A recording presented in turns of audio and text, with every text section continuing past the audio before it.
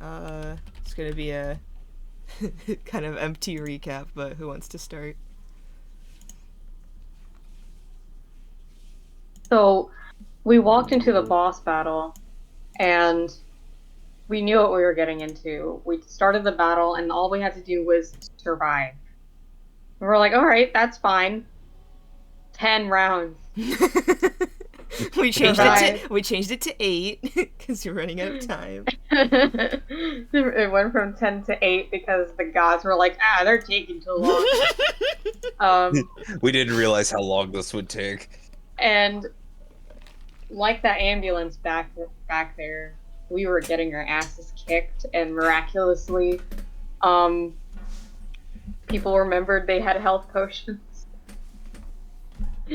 Oh my god, it was stressful, but it was very silly.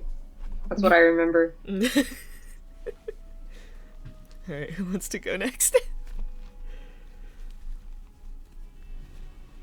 We fought many trees. So many trees. Trees. You got it, Tony. Josh, close us out. Yeah, Ilaria got freaking 8 by a shambling mount. Indra was critting left and right. We nearly died several times. And before each time, as the battle grew forward, and we had a couple wins here or there, and then kept on getting dunked on there and here, right? As more things slowly began overwhelming us, and we were at the very end of it all, right? We were finally able to survive, just barely by the skin of our teeth, with no one being knocked down to unconsciousness, thanks to potions and luck, and finally, the ghost, after having survived this gauntlet, presented the sword, holding it by the blade, hilt facing Serad, and Serad took upon herself the badass sword that we can now call the Hunger. Ooh.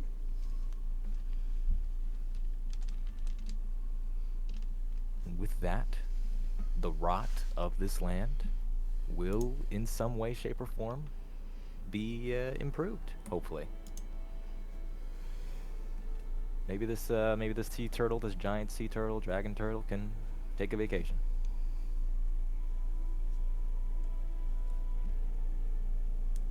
We just removed like a barnacle from his back, and now I have this eldritch being of a sword. It's fantasy Dr. Pimple Popper.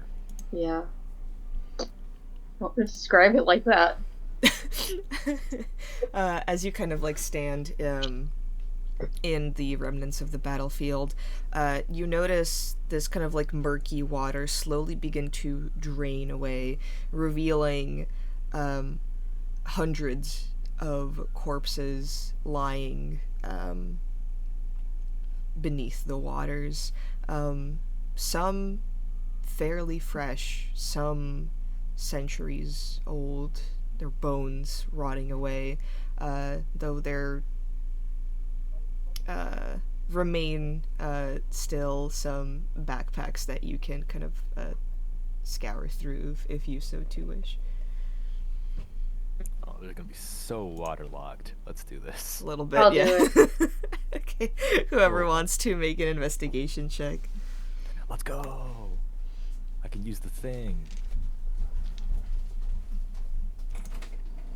I'm being investigative. Erlen takes out My like a warder's magnifying glass. intuition. Yeah, 15. These bags sure are soggy. Okay, Indra got a 7. Alright, that's 15.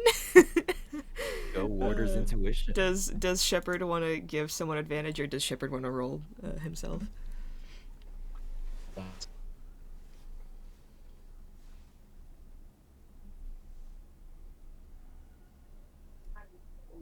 Tony? Can anybody else hear Tony, or am I... No. Tony! Oh, Tony! I can't hear you. Oh, Tony's internet probably cut out Ah. because he's not in the Roll20 either. Shake my head. Motherfucking Joyzy, bro. Shit sucks. All right. Well, we'll just go with Erlen's number for now. What did Brandy get? A 7. Awesome. Indra, Brandy, and Saradwin are just like exhausted, sitting in the water. Erlen's like, "Hey, can one of you guys like come help me look?" And they all just stare at you with dead eyes. I'll roll for Rika to see if we get anything better. Hit you with the Dalish elf stare. Shepherd. Aye. Oh, Okay. there you Roll are. investigation. Or give somebody advantage if you would like. I would like to give someone advantage. Okay. Who are you giving advantage? To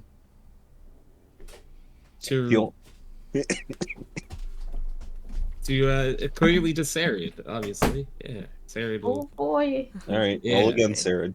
Rika got an 18. It's better. It's better than before. Awesome. This is why I stopped using Roll20. Then don't use it. Why are you using it now? I don't know. I thought that it would be different this It's like a toxic hex. It's gonna be different this time. All right. Somebody write this down. You find a kind of small bronze coin with a weird kind of like spiral engraving on it.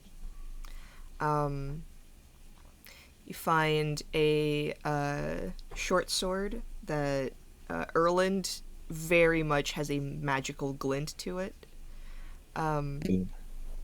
You find this kind of crooked, twisting staff, almost as if of branches, has like a tiny little flower bud blooming on it. Some sort of ceramic clay jug. 2 spell scrolls. I'll just say it so you can write it down. These were for Asan. He is not here, so spell scroll of Expeditious Retreat, and Agonazar's Scorcher. Yeah. 500 gold, and 70 silver. 70 silver. How much gold again? 500. Ricky, the notes are right there. I'm reading it off the list that we wrote together. And 70 silver. Small bronze coin with a weird spiral engraving. And this doesn't look to have any sort of hint of magic to it. Now, Yes, does it does. It does? Yes, it does. Would you like to make an Arcana check? I can attempt. It's, Rico will help you. I don't know. yeah, I in a situation like this, I would be helping. I'd be helping Asan try to. Well, Asan's out- helping you now. So amazing. roll with advantage. We are so good at the arcane legal. You actually are. Oh, let's 16. go. Yeah, this is basically like the equivalent, right, of like a group project where one person, right, like says this entire like speech about like, oh yeah, and here's how this works, and the other person's like, yeah, what he said. This is a group project where like the one smart kid is absent. You have to figure that shit out yourself one day. Oh yeah, the coin of delving. Yeah, the jug, the ceramic jug, and the short sword are also magical.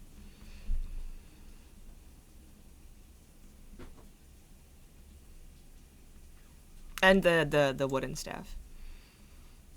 So, if you want to ascertain their magical nature, 3 more Arcana checks.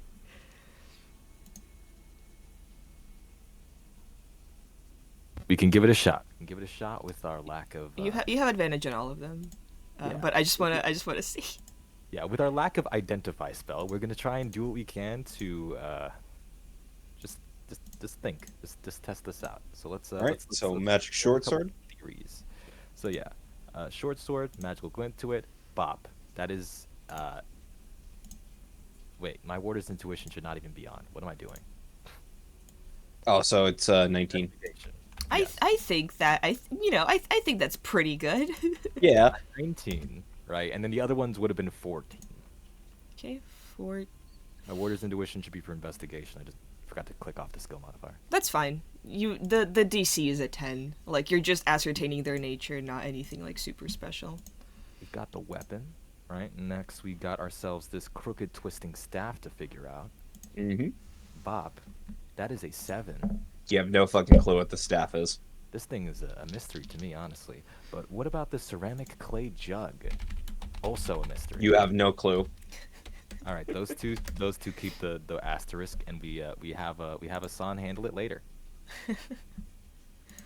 All right, We'll have so to- currently you have a coin of delving and a short sword of warning. And a jug and a stick. Jug and a By the way, the jug does sound full if you shake it. It sounds full. Can I like open the top of it and look what's inside? There are multiple openings. Take a whiff. Okay, can I try to open the one at the top? Well, Hold on, let me- What kind of liquid are you hoping for? From what I hear, does it sound like sloshy, like it has some weight to it? Let's all It- drink from the clay jug. Hold on. I would actually like Erlen to do something for me. Yeah. I would like you to roll a d10. A D10. All right. Yes. I'm trying to hear for this thing, right? I'm trying to see if it's like hella old. Is this like gross rotting water? Is this like maybe some kind of fermented thing? You know? And I will send a picture of what it looks like at least. A 1. Yeah. So you pour it out. Yeah. You pour out the liquid inside Hi, that opening, Mhm. and you notice. I'm assuming you're not dumb enough to put your hand over it. No. I'm like opening the top, right? Giving it a little peek, maybe a little whiff, right? And then just sort of trying to like slowly pour out a little bit to understand what's in here, maybe. Maybe it's some. So Yeah, swamp water. you pick. So because there's multiple openings, I'm assuming you just pick a random one to just thunk, Yeah. and just pour out. You Yeah, take sure. one of the side corks that's like this weird dark greener color, Mm. and you pour it out, and as it hits the ground, it just burns. Mm. It you pour out 8 ounces. I'm assuming you pour out everything inside of it to see what it is. I'd pour out a little bit to test it. Acid. It's acid. acid? It's acid. It's Oh. acid. That's gross. Hot feet. Get this out of here. We're just looking at loot right now, Annika. Would you like to make 2 Arcana checks, please? Myself? No, Annika. Oh, Go me? Yeah. Okay. Yes. I pop into the game. No. 2 Arcana checks. Okay. 1, 2. Okay, cool. So you identify the last 2 items. Awesome. Oh. So the first one is. Hold on, I had this. It's the willow staff. Yeah, it's the staff of flowers. Oh. Staff of flowers. Yep.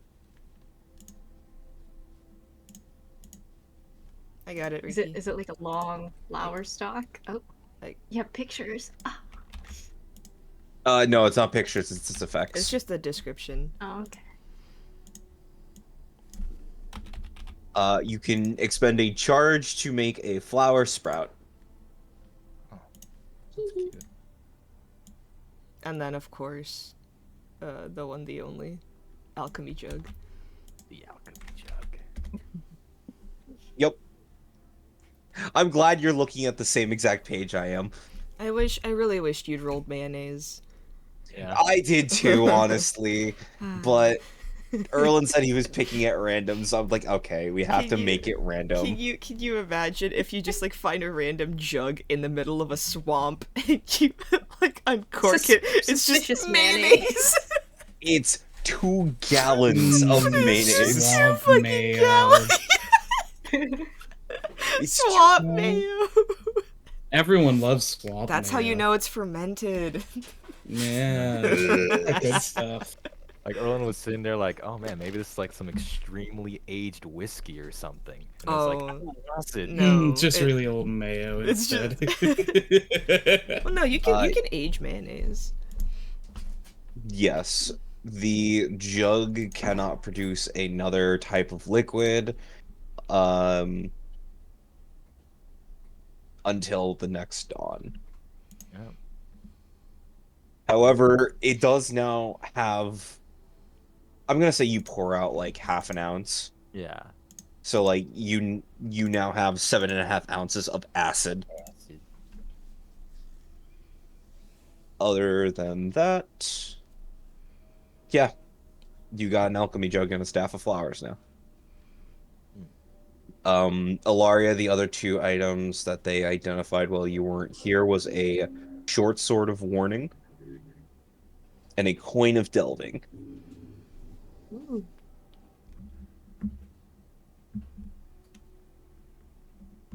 You probably make good use of this actually. Holding out the short sword.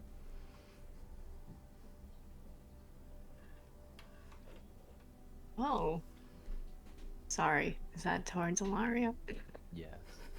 That's towards Oh. God.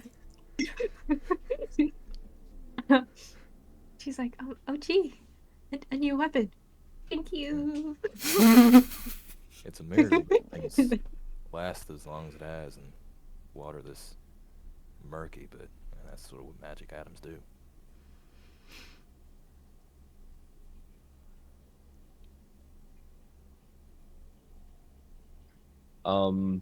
Ilaria, as you hold the sword, it does like, because you are not attuned to it, it will just react to other dangers. And because you guys are around it, it starts vibrating. Is it supposed to do that?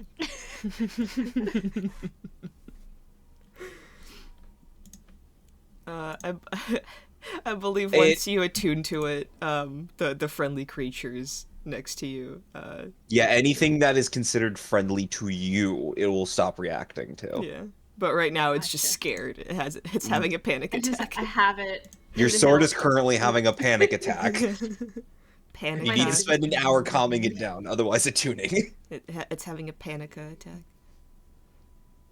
I will kill you. Huh? I will kill you and take over this game if I have to. That's God's job. What do you think I am, bitch? We're both God. You guys kind of like rustle around for find pretty much all that you really can. Though I'd say Brandy and Shepherd, as you're kind of looking at the various plants nearby,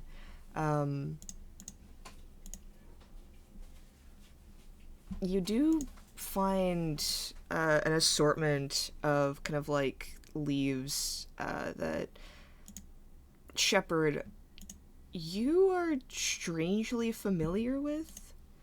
Ooh.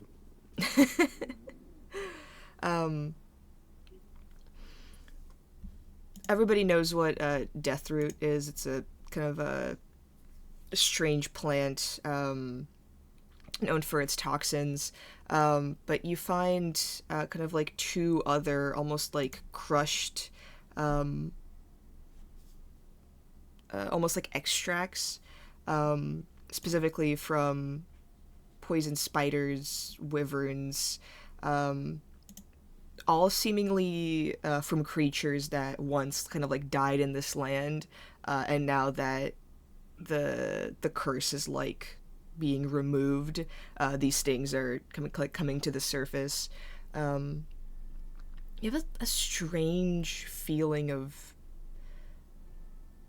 you remember using these before, but not in this life. Ooh.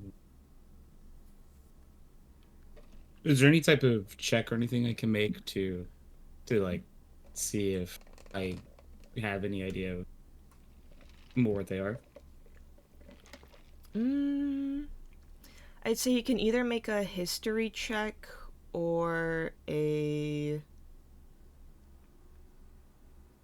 I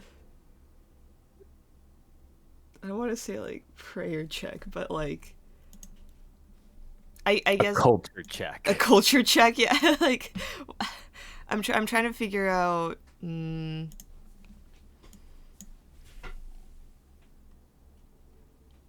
Maybe like nature. Okay. And I'm fairly familiar with the Well, that's 22. 22. Okay. Hold on. What's up, Roland? Yeah, because I know I'm fairly familiar with the death root. That's what the Manticore was munching on earlier. I still have 2 of those death roots in my inventory. Yeah. So curious. If anything, I may try to harvest some of this. You're just like creeping up behind Shepard, like, excuse me. Or are you not going to use that? Yeah, you can make a nature or survival check. Shepard, as you're kind of like harvesting these with Brandy, and Erlen just kind of like scoots next to you, begins to like take a little bit for his alchemical potions. You're kind of like brought back to a different life. This wasn't your own. This was someone from your culture, your past, surrounded by people all gathering these different types of like toxins, poisons together, and knowing exactly how to extract them, how to make them safe, and applying it to their skin in various different patterns. Some would cause creatures nearby to become frightened of them because of the sheer kind of like way that it was applied to the skin, making the Kunari almost look more animalistic and insane. Others would essentially like focus the mind and help the Kunari land better strikes, essentially. Others imbued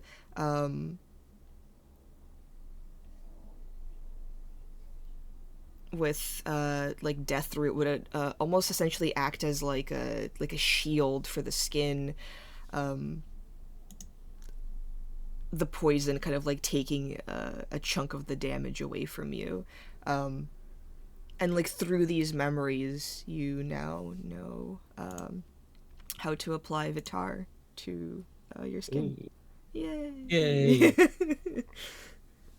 Things that you get at level 1 that you discover at level 6. Smile.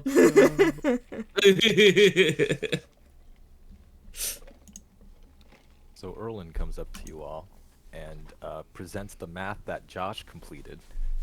So with our current payout, thanks to looting the bodies of the dead, we can each mark off or add to our current amounts 70 gold.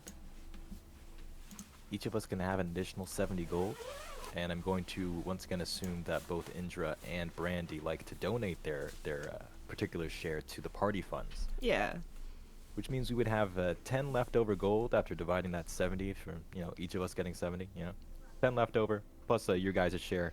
Party funds get an extra 150. And also everyone can get 10 silver. Okay, Indra will keep that silver. You can keep this. This He's got to buy alcohol somehow, man. Exactly. Does Brandy keep her silver? I don't hear a no. So yeah, that at least brings us on the party funds up to 697. Wow. Yeah. You guys can afford like a fifth of a ship now. Yeah. Woo! So yeah, everyone can mark down plus 70 gold for those who are going to keep that, and 10 silver. There you go. I'm assuming everybody took a short rest. Yeah. Mm-hmm. I'm at a short rest healing die, but we do what we can. I mean, Indra's just out of healing in general. Exactly. Our hit die has been well and truly exhausted. Yay! That's how you know the dungeon was good. Yeah. Right, guys?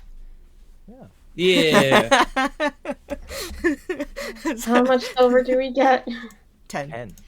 10. As like a red dragon looms in the distance. You're having fun, No. right? Alright, Indra will just kind of, after Lutz divided everybody, took a break. Indra will say, so, Sarid, Mm-hmm. when you had these, visions, dreams, did you, I mean, what's gonna happen to the turtle now? Like, we've rid it of its curse, so is it... Elgorgon didn't go that far. He just told me to get the sword. I guess after taking out the sword, the turtle would be fine. Unless there's a, this catastrophic event where the turtle actually dies and we have to, like, jump off of it really quickly. That would be awful. Yeah, but, I What? mean... Speak that into existence. I would like, everybody to make a perception check.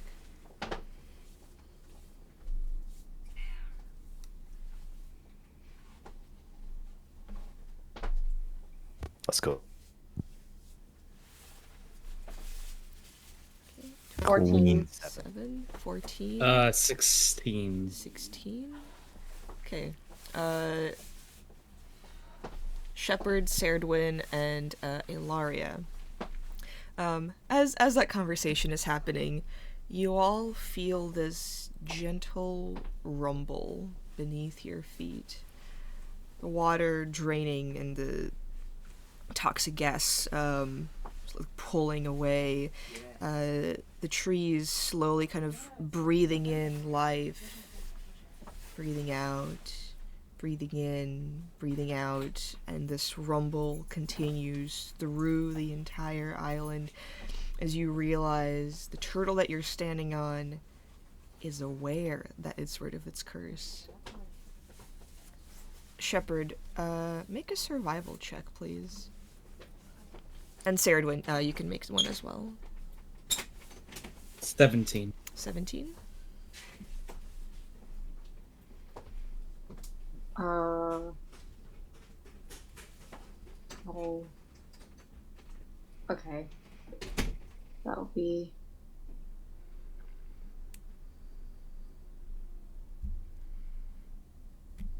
Quick math. 17. I was adding 13. Serdwin and Shepard, you both know that when an animal is wounded and injured, it tends to kind of stay in a familiar environment,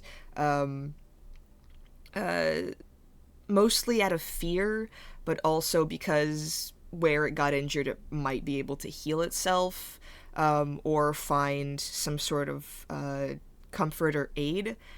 Now that the animal is no longer injured, it has no reason to stay. And you all begin to see the clouds above you move a little bit faster past you. And this kind of like lunge in the water, you all just kind of like lose your footing for a little bit, catch yourself. The dragon turtle is moving.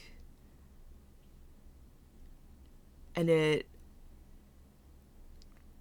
doesn't leave you with too much of a window of opportunity to get off. What would you all like to do? Get off? I think we got to get going. Yeah, you all feel that too, right? Yeah. Turtle's leaving. And probably not in the direction that would help us any. I wish I'd still had my horse. You guys, do you guys still think the lifeboats are there? Well, we can hope. All right.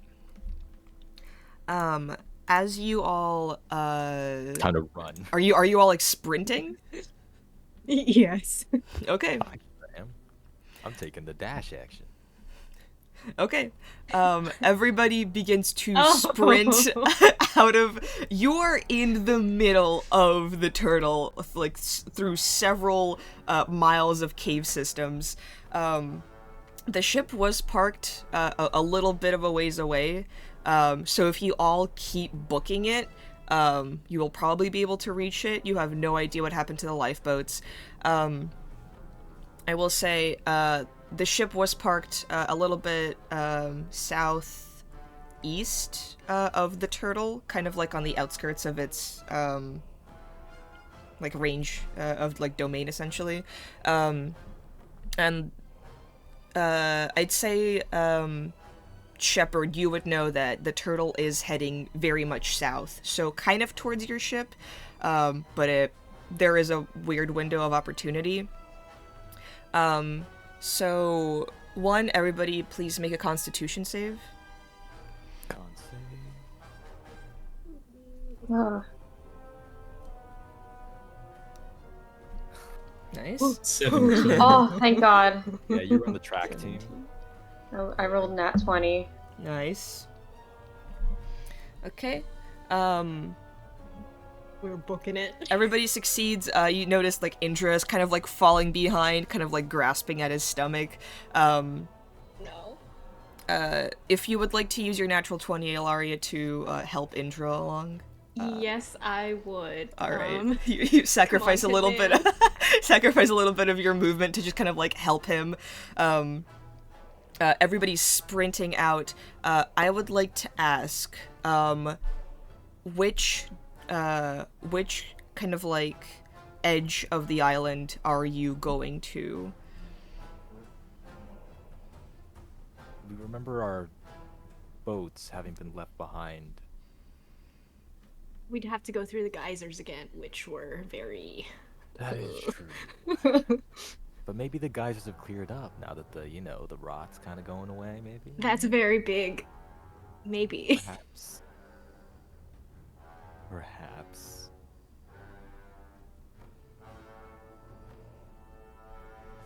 Yeah, we don't all look great in the hit points department now, do we? No. No, most certainly not. Okay. Well, perhaps we can try to go in the direction of where we remember our boats to be, and then if we notice there's still geysers, try to go around if at all possible. Might slow us down, but It would definitely slow you down. Yeah. Is everybody doing that though? Going in the direction of the lifeboats and kind of like trying to avoid the geysers?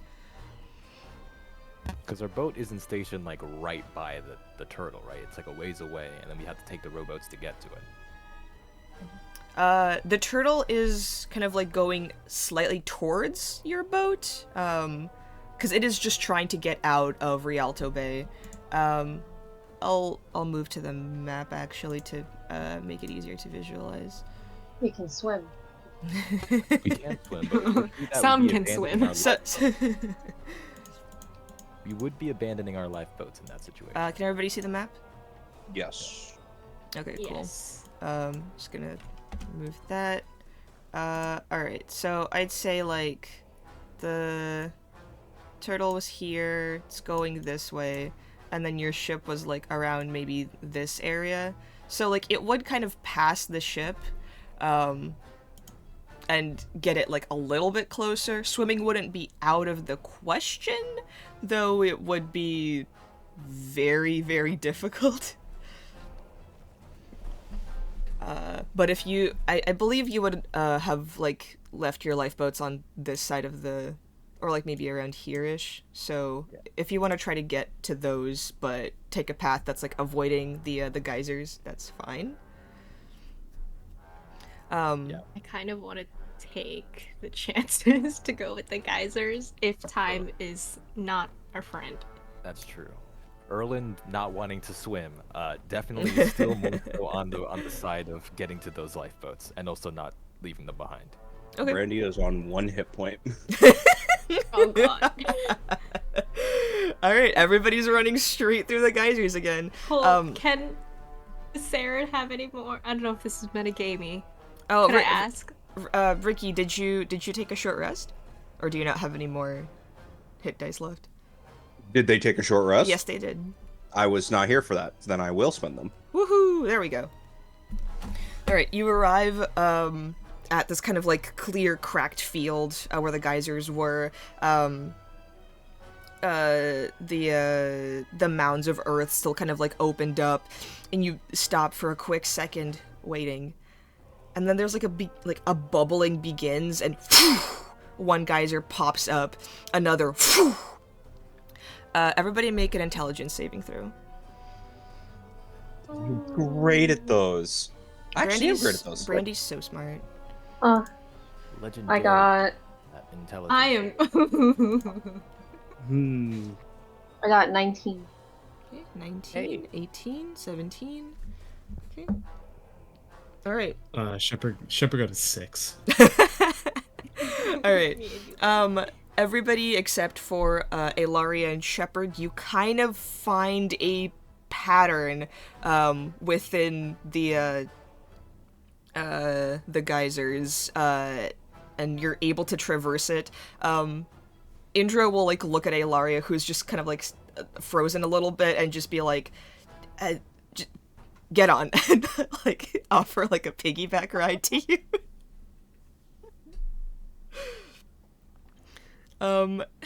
Is anybody helping Shepard out? Brandy will. Yes. How? She's gonna look at Shepard, follow my footsteps, count to 3 between each step. Got it? Got it. Basically, One, Brandy two, is three, Brandy step is one, two, without three, step 1, 2, 3. Yeah.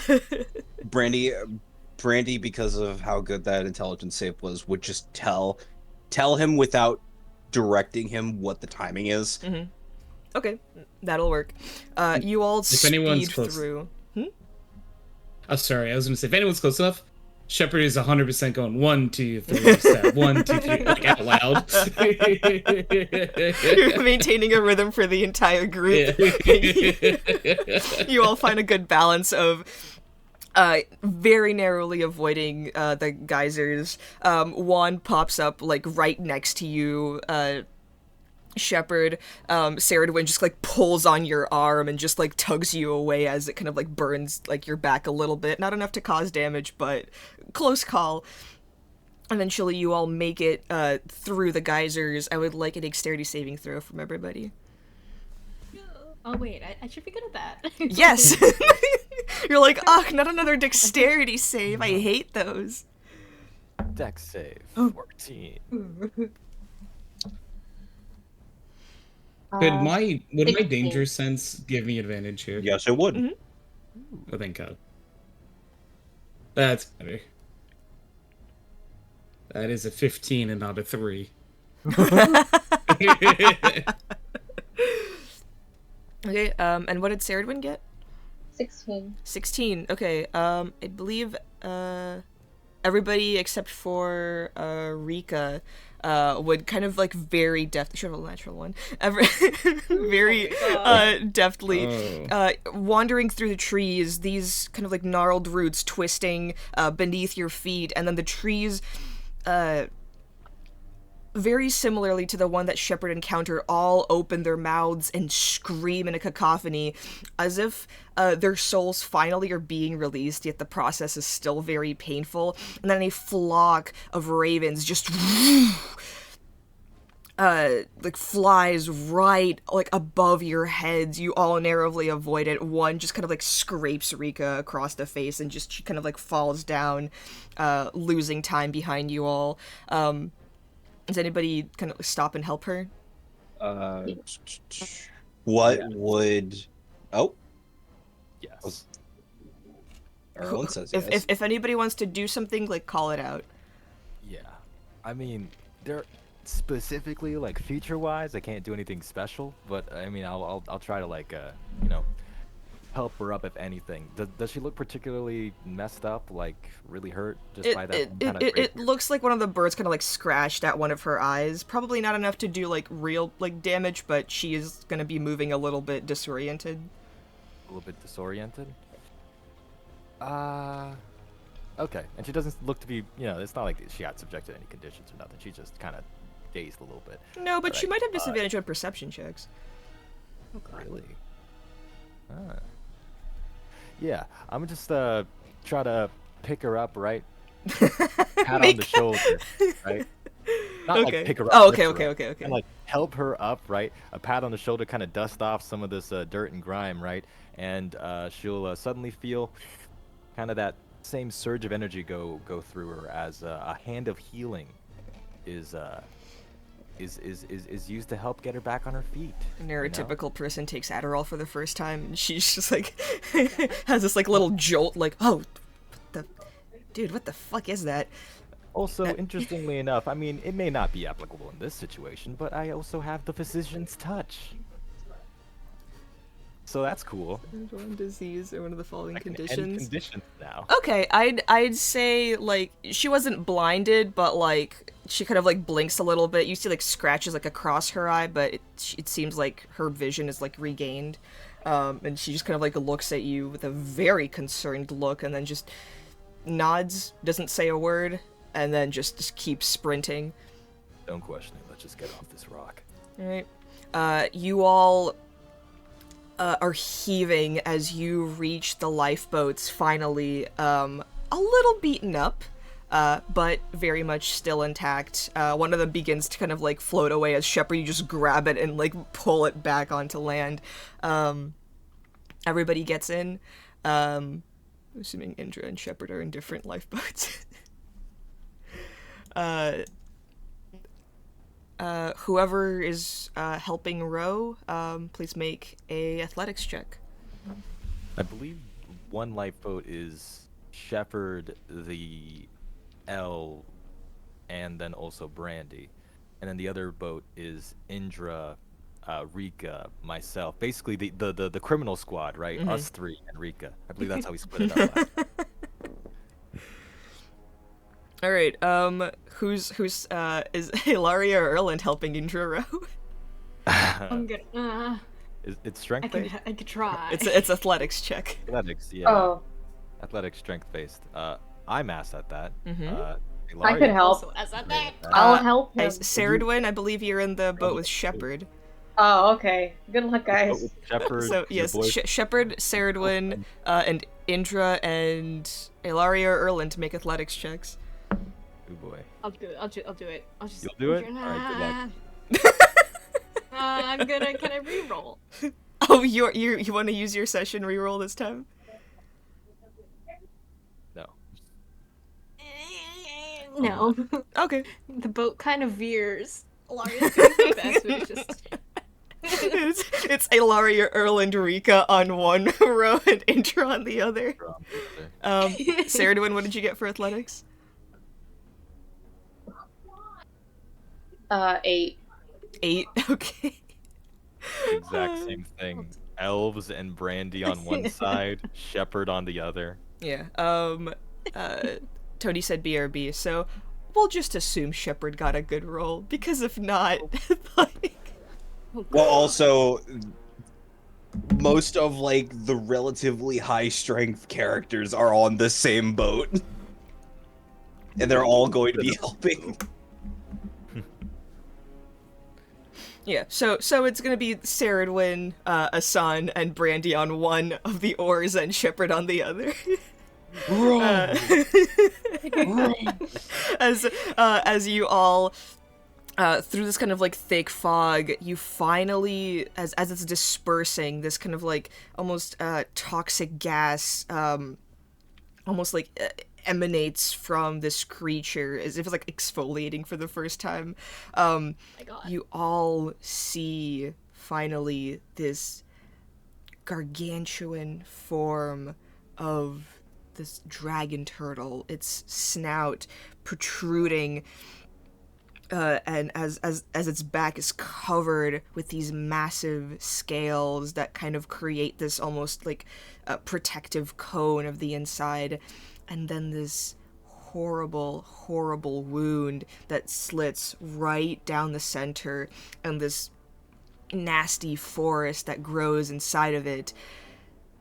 It's healing, though it does not know why, and as its gaze slowly turns to you, I would like everybody to make a check. Anyone that you want, but if it's like a little out there, you do have to explain it to me. How do you want to convey to this dragon turtle that you are the ones that saved it?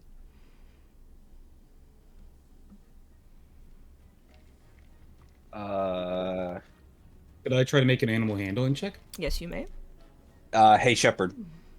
Yeah. What's your modifier on it? +5. You want a +6 instead? Sure. Want to give me advantage? Sure. Okay. All right. So Brandy is going to make an animal handling with Shepard.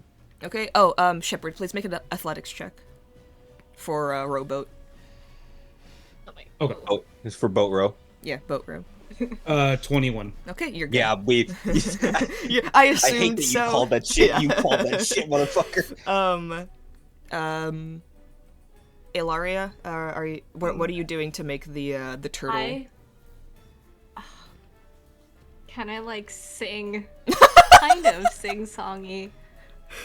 You're welcome. Make over a the performance check. Welcome. waves. Yeah. You're welcome. Okay. Saradwin, are you doing anything to Oh. show the turtle that like you are the ones responsible for its kind of like good health now? I'll try to use it to a persuasion check.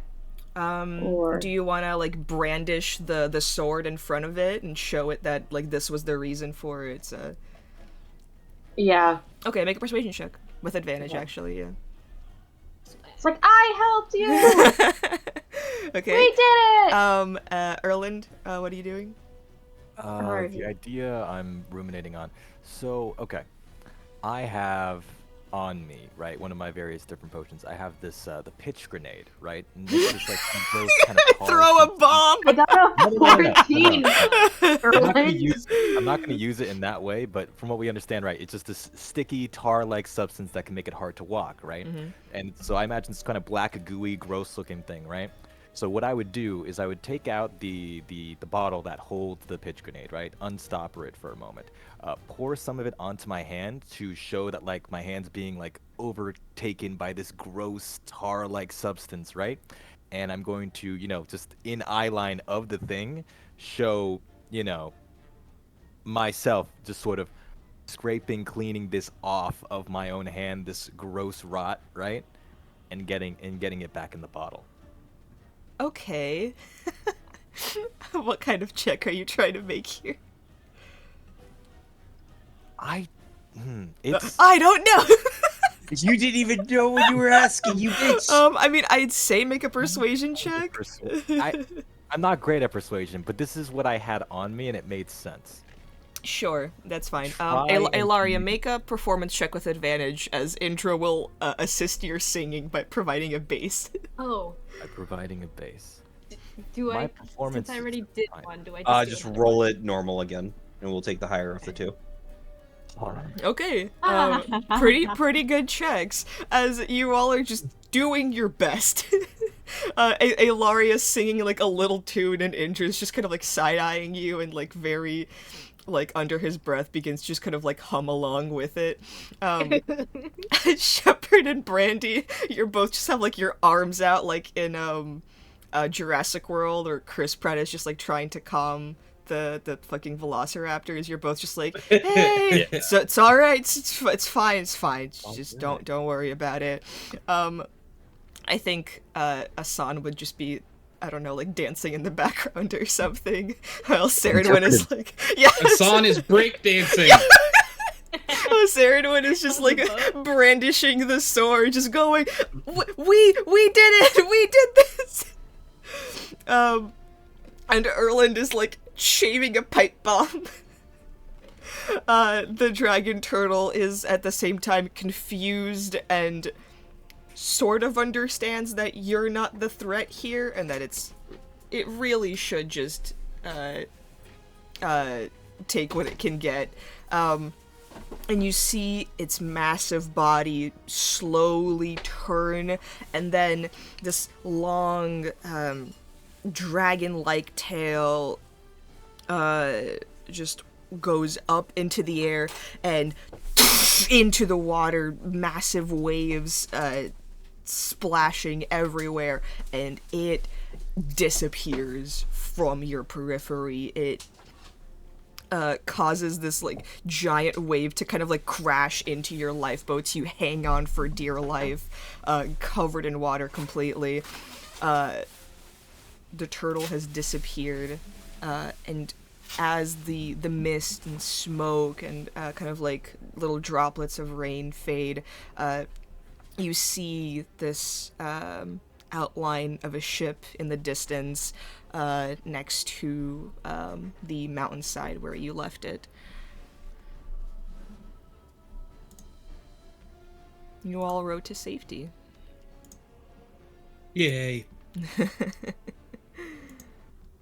Alright. As you get back to ship, how's everybody feeling? 'Cause Indra will just simply climb onto the boat and kind of like lay face down onto it and without talking to anybody. That was the exact energy Shepard was going to do. Yeah, we did all this at night when we thought the thing would be sleeping, right? So it's like climbs back into the boat. To walks bedtime. Walks to the bunk, to the little cot, right? Kind of dusts himself off a little bit. Cleans up the bed. Collapses. I think Asan would still have like some free time and energy left for his skincare routine. Sarah like Nice. gets on the boat and she's like waving around her brand new sword, like the gift I sent and missed. And she's like, "Got new sword. Now it's time to attune to this." Saradwin still has like energy left. She's like, "Oh my gosh, you guys, we did it!" Guys, we did it. We won the game, guys. Guys. Brandy just approaches Sarah. Okay. Put the sword down. It is bedtime. It is bedtime for me. I have to attune to this real quick, and she contemplates how to attune the sword. Because that was the first time she just pulled the sword out of her ribs. Now this is a different situation. How about we sleep on it? Okay. I don't think that would be comfortable, though. That's not okay. Okay, I love you. Just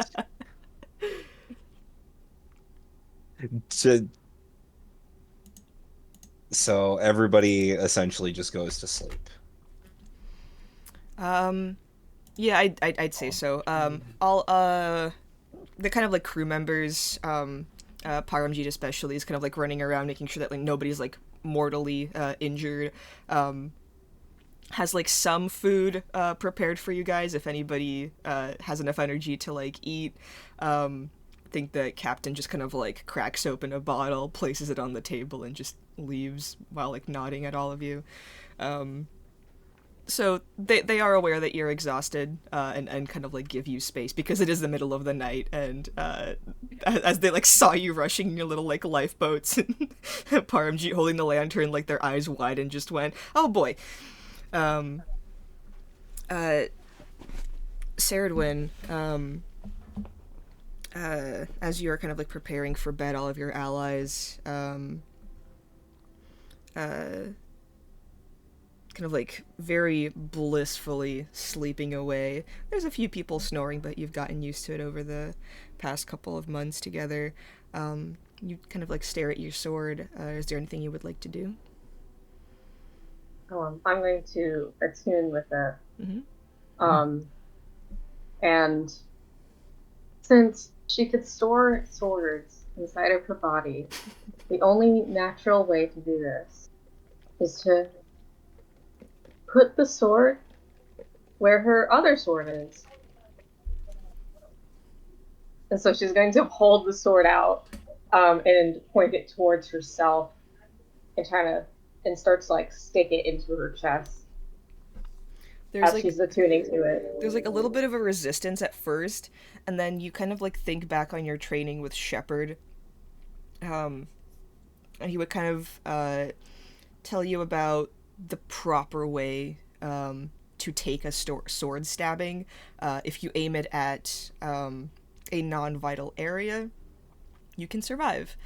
As you do so, a little bit of resistance, and then you kind of like push through it, and it does hurt like a bitch in the beginning, and a little bit of blood kind of like escapes your mouth. You wipe it away, and then it fades into this cool numbness as it spreads throughout your body, and then there's this almost like warmth that kind of like starts in your chest, in your ribs, and spreads throughout. You are starving, you realize, but perhaps in the morning. And as you fade off to sleep, Reiki, take it away. So, Sarah,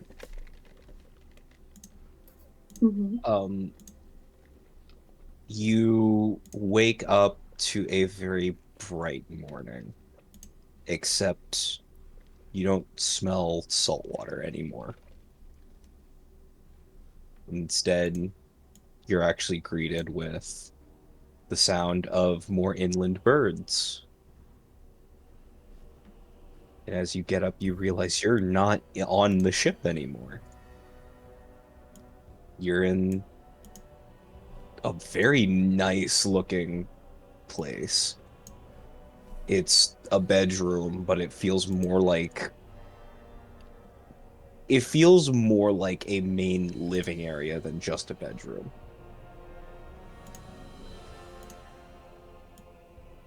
Do you explore? Oh yeah. You're you're not quite sure what this style is at first, and if you'd like, you can make a history check. I will.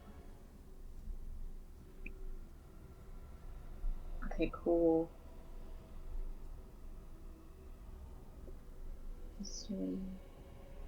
15. This style seems to be something similar to what the shopkeep in Asfana seems to gravitate towards. And you vaguely remember that he said he was Orlesian. Where the fuck am I? Oh, sorry, hold on. Wrong one. Sorry, I had different notes out. I'm like, wait a second, this is not the one I wanted. Oh, right, I'm a little ahead. So, scratch most of that. Voice of God just kind of comes through. Ignore that. There's like a record scratch in the dream. Like, fuck, hang on. You're probably wondering how I got here. Wrong script. Wrong vision, wrong vision. I see all the furniture and the walls change immediately. Like, Jesus Christ. It starts rebuilding it like in The Sims. Yeah. As, like, you do still have the wake up, and you wake up in this room, but Actually, I just had an idea in the middle of this. As you wake up, you notice that this room is a hodgepodge of different styles. One very familiar to you, one that is Dalish. But then you recognize a more edged, much more simple style, made entirely out of stone and metal. You see that Orlesian style, and one that is actually one that you've seen somewhat before due to proximity. With a 15 in history, you would know it's kind of Antiban. And with that, you see a man walk into the room, and you sort of recognize him from the trial. He's one of the faces that had approached you as he was speaking his name.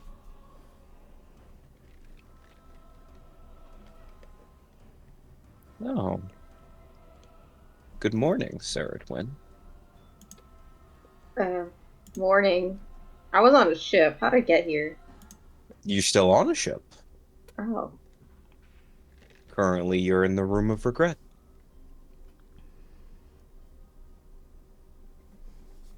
Oh. That's a bad name for a room. The people who stay in this room aren't exactly the most peaceful people anymore. In fact, most of us who did pick up the sword were not peaceful to begin with.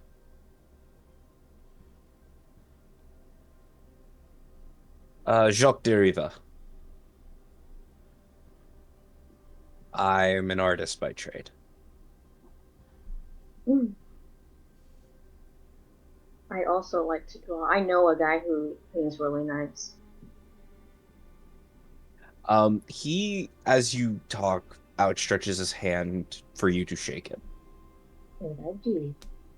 As you do, your vision completely just cuts to black. And you see this man is holding the sword. And you're looking through his eyes. You know that you are him at this moment. And you notice something very strange. He's on the ground bleeding. You have no clue what attacked him. Hell, he doesn't even know what attacked him. He just woke up coughing up blood and bleeding out.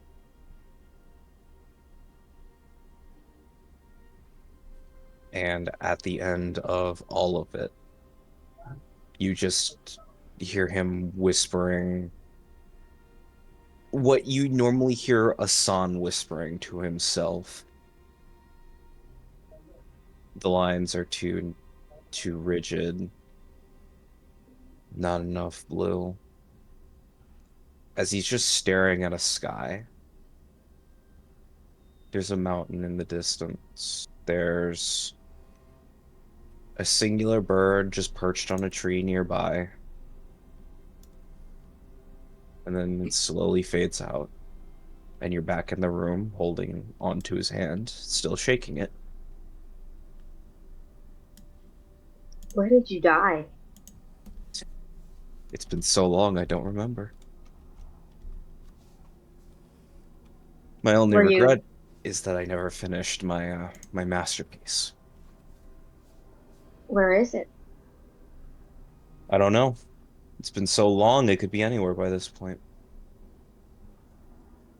Though I'm assuming that fate has guided it back to you in some way. I'd say make a perception check if you would like.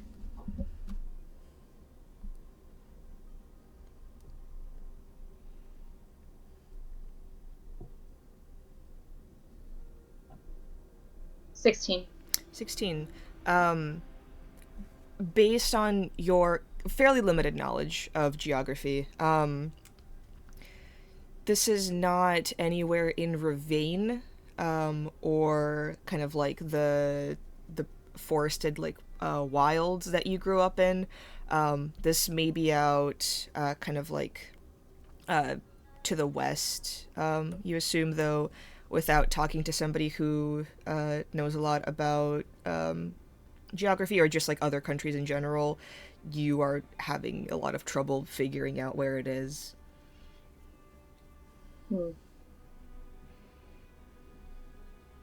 Well, since this location is coming to me in a dream, it has to be important. I say this out loud.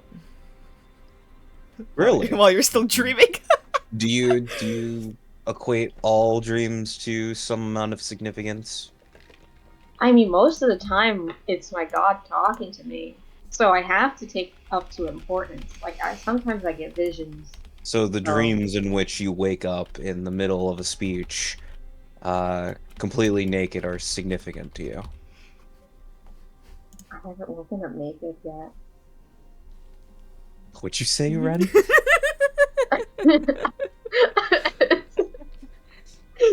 Sarah says like I haven't woken up naked yet.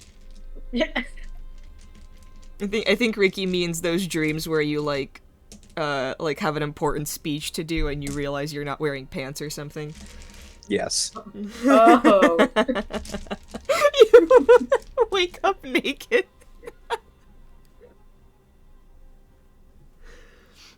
My point is that dreams aren't always significant, Saradwin. In fact, sometimes they're just meaningless white noise in the background.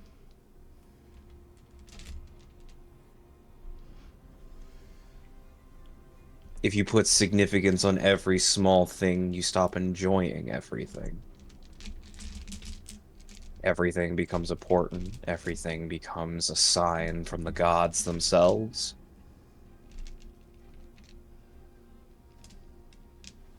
You can't even enjoy the little bird flying around your room. Although, knowing which bird that is, I wouldn't enjoy it either. Oh, yeah. Kind of got used to him. So are you guys like traveling with me subconsciously? You can say that. You're... It's less we're traveling with you and you're traveling with us now. Oh, Remember, your soul is now etched into the sword. yeah. But it is God's will, so. Do you put all of this faith in your god? Yeah. Hmm. Aren't you a warlock? No. I was a bard. And you got the sword? Anybody with the willpower to pick up the sword can pick it up. It does not matter your status or what you liked to do. Oh. You see, I'm a warlock, so Well, everything I do is to God's me, will. mages are mages. It does not matter. Although all of you make for very good paintings. Thank you. Especially your executions. They portray this type of macabre. It's sorrowful and yet triumphant for everyone else. It's such a unique blend of emotions I can't replicate.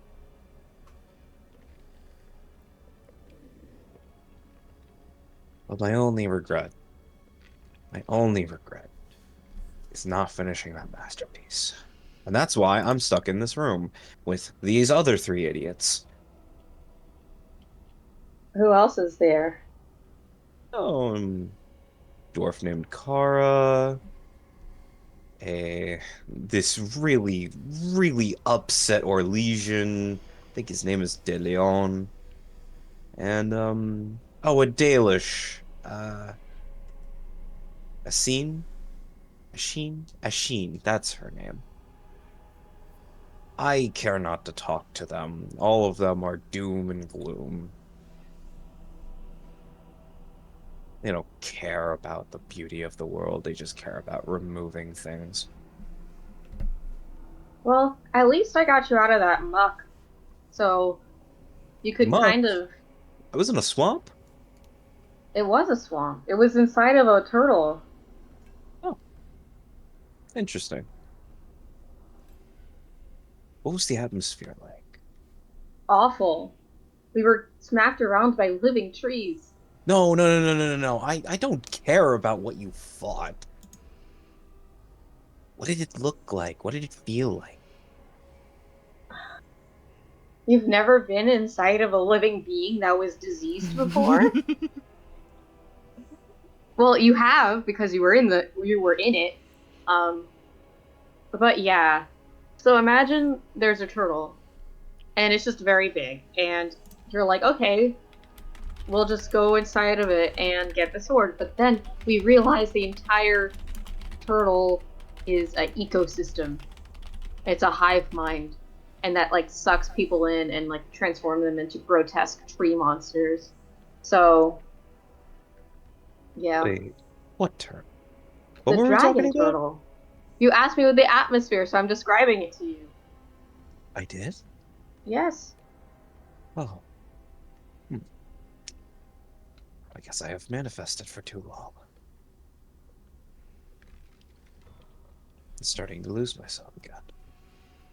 Well, hopefully living vicariously through my sword, and going on my adventures. Living? Oh dear me, no. We're not living nor dead.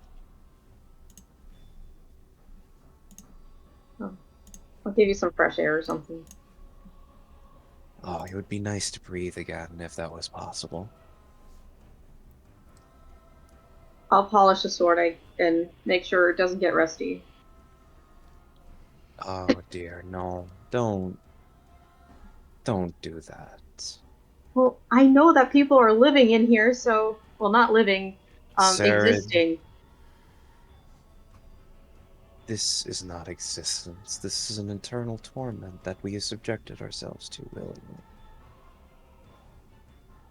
We are not alive nor dead. We're not existing anymore. We're just fragments of memories that once were. We had carved our names into history, and that's all we have done.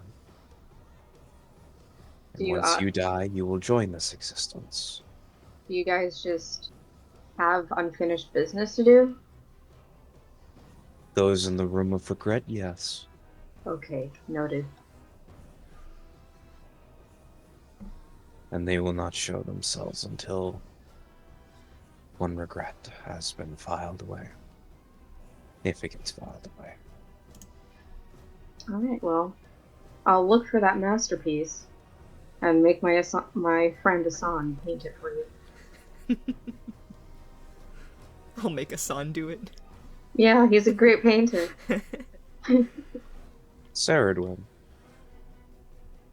Yeah. that's your name, correct? Yes. Don't polish the sword. It's futile. All it will do is rust within the hour again.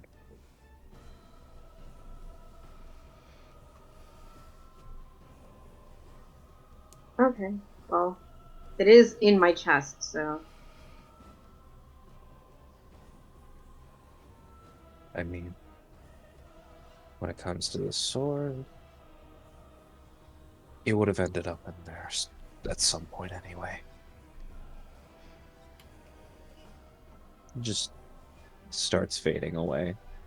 And eventually Bye. you wake up to the familiar scent of seawater. Sarid, you notice that you're clutching the sword in your hand. It laid over top of you as if you were a warrior at a funeral.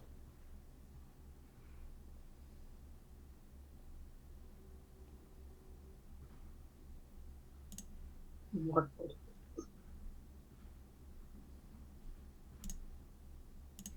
She just kind of checks over herself. It's like, I'm still alive. Am I?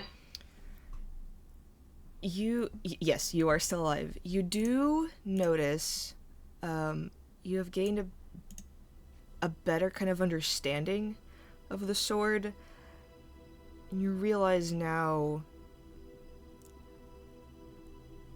it's not as kind to you as you might have once thought. An addendum is added to the stat block.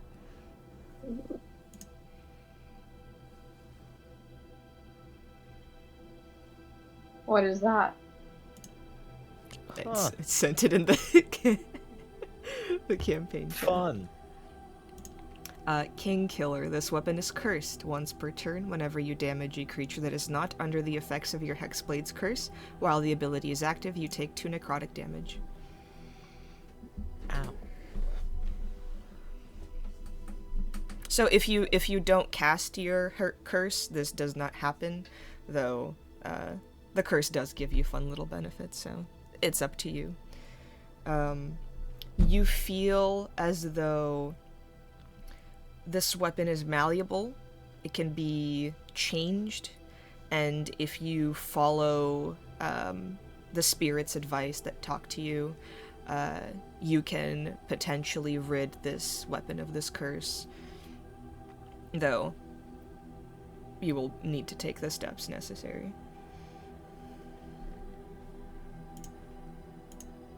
That is my goal.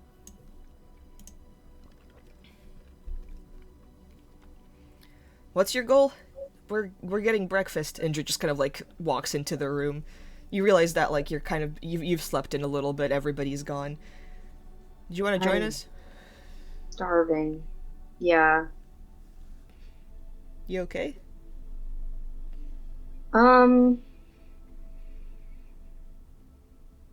Only Asan wasn't associated. He's just lying in bed staring at the ceiling. Just kind of like turns in his bed, sighs. I don't want to do this no more. So, I have a sword, right? And it contains the souls of everyone that's been wielding it, you know? Well, last night, I had a wonderful dream where I was visited by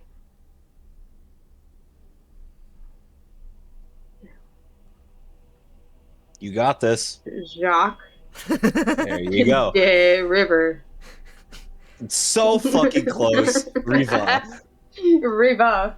Right. You were visited by an Antivan man? What? Yeah. Okay. And he told me this whole thing about how the sword is, like, really bad, but not really bad, you know. Your soul's kind of binded to it now. What the fuck?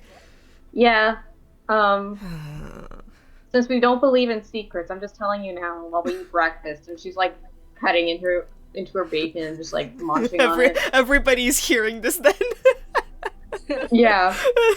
You're all kind of like sitting on the top deck and enjoying like a very like wonderfully prepared breakfast by the crew who have noticed that you all have this like 1,000-yard stare in your eyes, and all like the perishable items have been used in preparation, so it's very good. And Sarah is just cutting into like eggs and talking about spirits in her sword. Like, it's crazy that if you die with a regret, then you're like stuck in like sword hell. Yeah, but I don't think it was that bad. Indra's like rubbing his temples. Saren, this may change your answer, this may not change your answer, but he said you're stuck in the sword in this eternal hell, but the ones with regret are placed in a different hell. Okay. So either way, you go to hell, but if you die with regret, you go into a worse hell. Turbo hell. Oh. I guess that means try to live with no regrets, huh? Yeah. No regrets. Impossible. No regrets. Not even a single letter. Which is fine by me because I have done so many things that I do not regret. She's lying. She's lying. She lied. Lies in Elvish. So are you Yeah. supposed to like help these guys do their unfinished business or something, like some weird ghost pact? I mean, I offered. I think there is like some sort of thing that I could do to make my future situation better. But yeah, this sword is powerful and magical in a way that might hurt me, but it's what my god wanted. I wouldn't want spirits in my weapons, so yeah, if you need help getting these guys all, free of regrets, we're around, we're here. Oh yeah, I already saw like a mountain in the west. What kind of It mountain? says- What did it look like? A mountain. There was a bird. Oh, a mountain with a bird! Well, those are rare around these parts. You just hear a seagull in the background. I just know it's not in Ravane. Okay. That narrows it down significantly. I mean, there was things are also west from Ravane. there was also a Since, few other people. so since the party and the crew can hear this, the captain just looks at Cern and says that to her face. Well, that narrows it down significantly. Oh, thank you. You're lucky you're endearing. It has not passed the sarcasm check. Do you know where the mountains are in the west? There's a few. Okay, we have a few. We can narrow it down. The captain just like looks over at Erland. Well, He shakes his head as if to communicate, no, you do not get used to it. well, if He nods back. okay. If you narrow it down to like a maybe, I don't know, a single country, that could be helpful.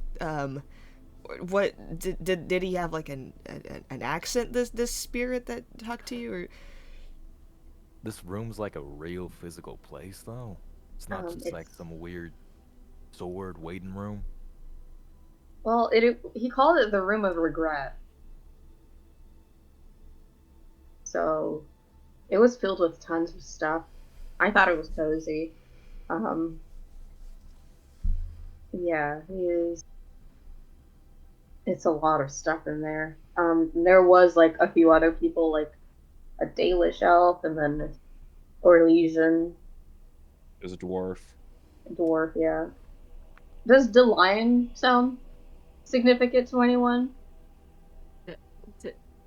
Delion? Delion, yes. The lion.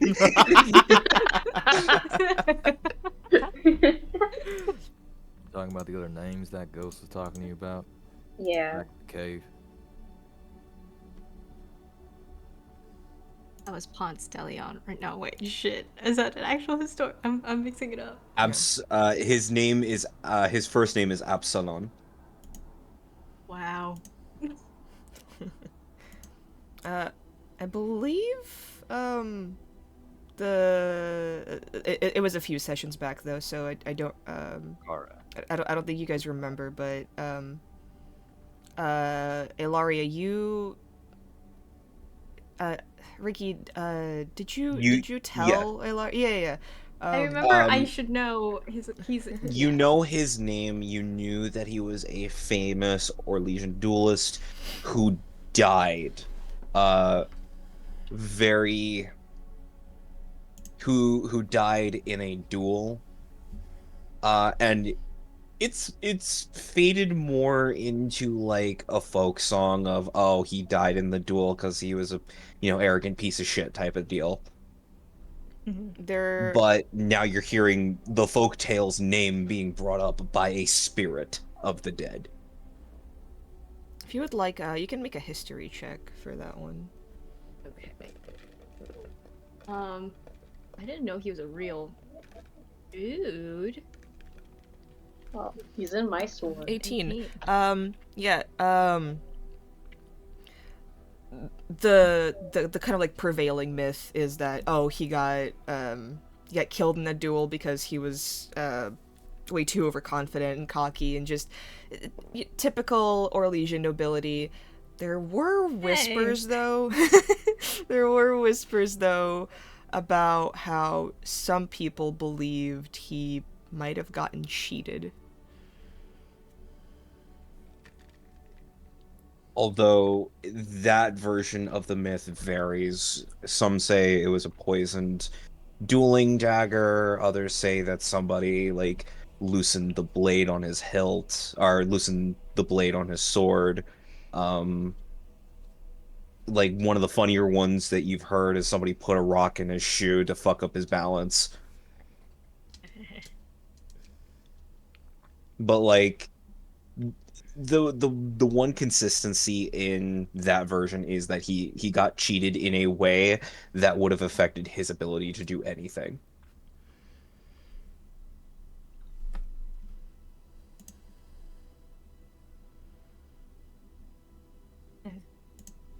Relay this to the. Oh, so his regret is not being remembered as. Well, he is a hero, so his regret was not winning, I guess. Less of a hero and more of a victim of a cautionary tale. Yeah, he wants to be remembered as a hero. Well, I remembered him as don't be too cocky when fighting your siblings, or shit happens. Yeah, no one wants to go to hell. Wait, Thinking sorry. about that for eternity. Did you like physically fight with your siblings, Elaria? Who doesn't physically fight with their siblings? No. I'm Don't you? Yes, but not in like a duel. I never raised my lance against my sister. Did you? Weak sauce. Oh, Okay. I used to chase. Well, I was the one being chased, but my sisters used to chase me as wolves when I turned into a deer. They called it wolf and deer, and I That hated sounds it. like an excellent game of tag. Oh, I'm sorry. This is like a European hearing about like the American school system. What do you mean, manhunt? They chased you around as Yeah. wolves? Yeah, I hate them. Oh, that sucks. She looks around to make sure no seagulls are listening. Is that There is one seagull on the windowsill staring at you intently. She sweats. he the seagull is just like blinking and then immediately gets eaten by a dolphin. Oh god. It makes out the surprised seagull noise. And on that note, can we please go back to our meal? It's a little too much craziness for one morning. I mean, we just got back from it. Well, next up, Lomarin, right? Uh-huh. Guess we better make the most of our days off. And with that... Actually, wait, Ilaria. Question. Is it Yes, true sir. what they say about our legions? Do y'all actually eat snails? Okay, they're not snails. It's called escargot, and we do prepare them. It's It's not like picking it's a one culinary off the thing, ground. right? No. You put a little salt at least if you're not a heathen. Maybe a little lemon, I mean, I get it. Like, we dwarves, we got some weird culinary shit too. I mean, we deep mushrooms and they make you see things sometimes. And a nug is an acquired taste. I'll admit that much. But I just after last night, I can't imagine like that thing had The five- pet? What? The- No, You mean? Yes, they're pets. The domestic animal. y'all keep them as pets. They're like a delicacy. You eat them? You eat snails? Andrew just Snails like aren't pushes pets. his sausage away. Like Brady's like saying this as she's just eating unhindered. You eat. Wait, hold on. You're judging him for eating nugs, but you're the one that ate snails? Listen, a lot of animals are eaten. That's just sort of how things are. Keeping animals like for a good portion of my life, I know that some are going to be eaten. All right, weirdest Yum. thing everybody's eaten here. Go. Or fish. I've Does eaten. drinking count? Because fungus kind of, they brew some good No. shit with that. I've eaten cow tongue before. Like it. Oh, that's normal. Is it? Yeah. Cave beetles. There's a lot of argument about whether shell on or shell off is better. Well, shell on Like- gives you more calcium. Urchin. Ooh. You have to Dad think. brought home one day and said we're eating this because I found nothing else. Oh, Spider legs. Surprisingly crunchy. surprisingly, Well. they're exoskeletons. Wait, How big are they? I was about to say, like, how big are those spiders? They're spiders are itty bitty. You don't call them giant spiders for nothing. Oh. You know like crab legs? Uh-huh. Yeah, think that, except maybe a little hairier. I've heard the deep roads have some weird creatures though. Well, Yeah, but like I never seen a snail that was as big as me, you know, yeah. or larger. Like that was a beast. I don't know how you guys took that thing down. When Brandy and I already got there, it was dead. But ugh. It was making a weird farting sound.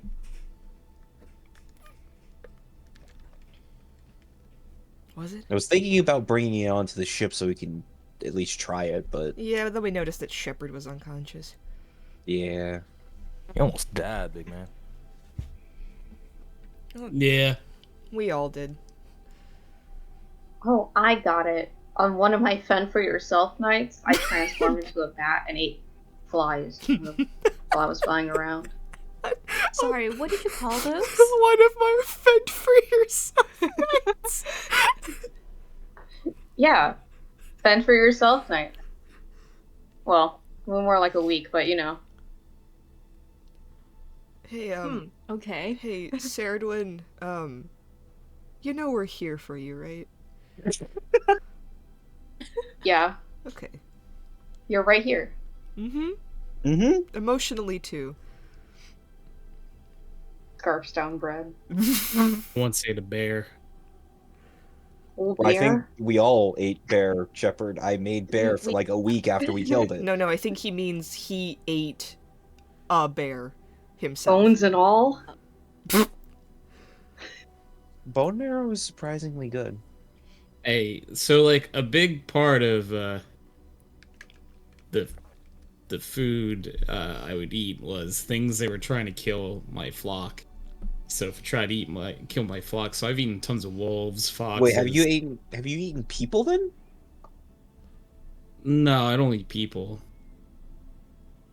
If Sardwin transforms into a bear and eats a person, is that cannibalism? What was the intent?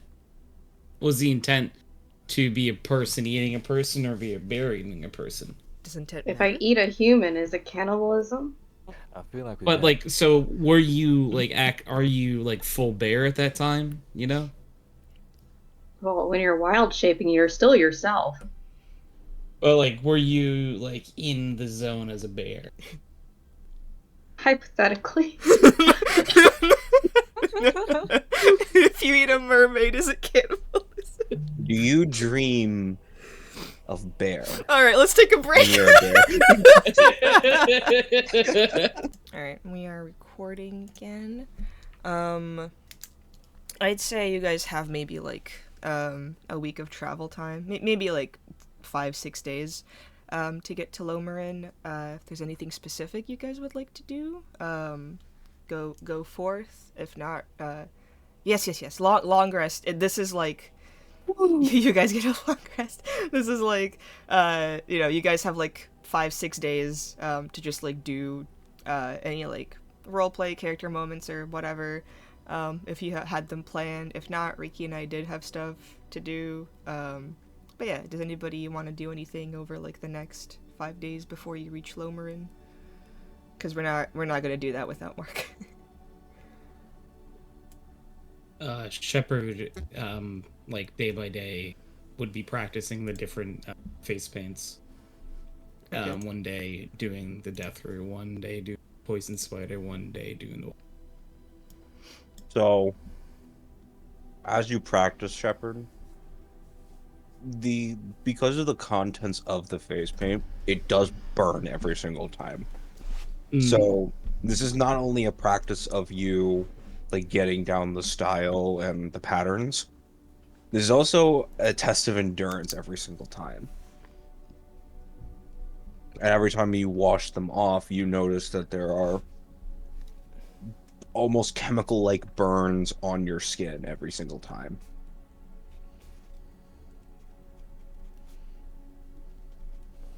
Can I offer to help? Ilaria, who's known for having a beauty routine before bed, is like, "Oh, darling, you're Aside from applying it Assad. wrong."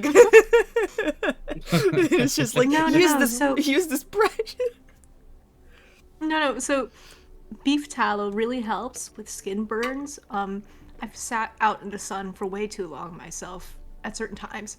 But Is try this it at night. Annika or You is this smell- Ilaria talking? It's both. It's both.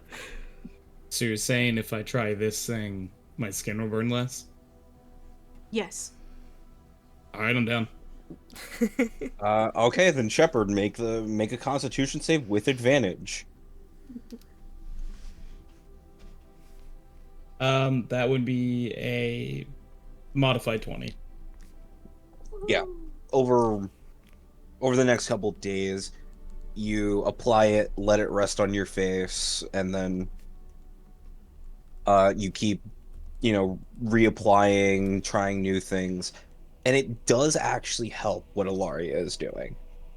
Your skin becomes less sensitive to what is happening to you, and your own natural resistances to such substances, because you are Quinari. But it will take time before your body just does not react at all to it.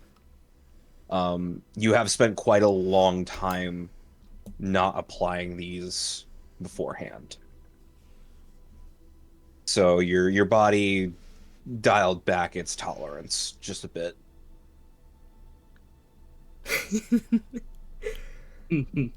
I will say, as you apply it, you do feel this kind of like sense of it's not particularly like anything spiritual or anything, but the fact that you are like you feel more connected to your culture. I don't know if Shepard is like homesick at all, but this definitely does kind of like bring you back to, back like to your home, to your people. This kind of like nice warm feeling. Whether that's from burning, you're not really sure, but there is a burning Warm. inside you as well. The burn came from inside the shepherd. the fire inside you burned brighter than the fire around you. I didn't think we'd have a fucking Fallout reference. Two Jesus. firefighters came to our high school and said that line. Anyway. So hang on, I'm looking for a thing really quick, by the way. I wanted to add something to Shepard. Okay. He just sort of like walks past, right? As he's going to like get a drink or something after he's just been spending a lot of time, as always, just in his little lab trying to learn about alchemy. Right? He comes around, he sees him just like practicing this, and he's like looking pretty fearsome there, Shepard. There a reason you're getting into makeup? This is a paint that my people would apply before battle. Oh, paint. What'd you make it out of? It's kind of earthy. Well, this one is made out of death root. This one is made from a poisonous spider, and this one was made from a wyvern. Erland, that's like if someone told you, yeah, I'm applying mustard gas to my face right now. Yeah. Mm-hmm. So like at first he's just sitting there like, scratching his beard, doing the yeah. That makes sense. Wait, what'd you just say? Which one? The wyvern, the deathroot, the poisonous spider. I've been working with some like dangerous chemicals all day, but that just sounds batshit insane. You put that on your face? Yeah. I got some of it in my eye at one point, but I didn't really care that much. I didn't feel much afterwards. You see Ilaria next to him, just like with gloves, like testing out the death, and you're like, no. You know that makes actual poison, right? Like I actually have Deathroot in my pack from back when we fought the Manicore that can be made and distilled into poison. Oh, that's cool. If I ever run out, maybe I'll come ask for some. I didn't think I'd be using it for cosmetic purposes, but really, your folks just sort of do that kind of thing. Yes, it's Does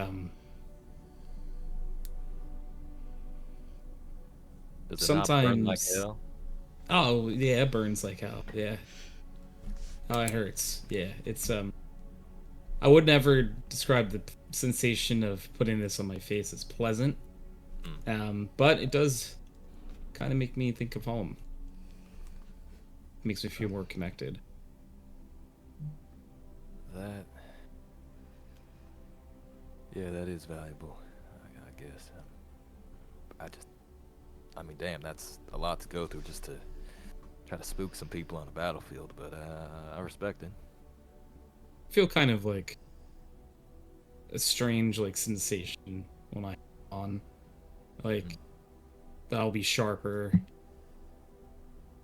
I don't know. It's hard to explain. So, All right, if you need anything, if you get some inflammation or something going on, I got different brews and shit, so. Thanks, Erlen. Yeah, don't mention it. I'm gonna head back to my dangerous shit that blows up in my face half the time. So good luck with yours. Thank you. Don't blow up. I'll try, but I've almost started 2 fires already. so Shepard, Yes. I'm assuming you train with the war paint. Yes. As you test them out, you're noticing the mechanical effects of them. With the death root, you feel a bit more numb to most forms of pain. It radiates the strongest in your face, but it does permeate through your body.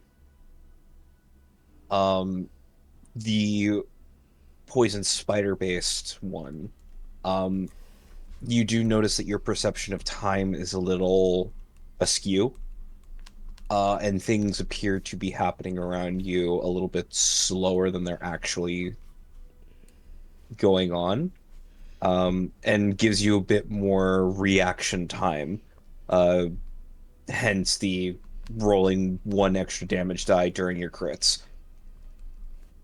And the wyvern poison, it makes you feel sharper. It makes you feel more attentive. Rather than being a numbing agent or a depressant, it's actually an accelerant. It has kind of the same effect as coffee or sugar would have on most people.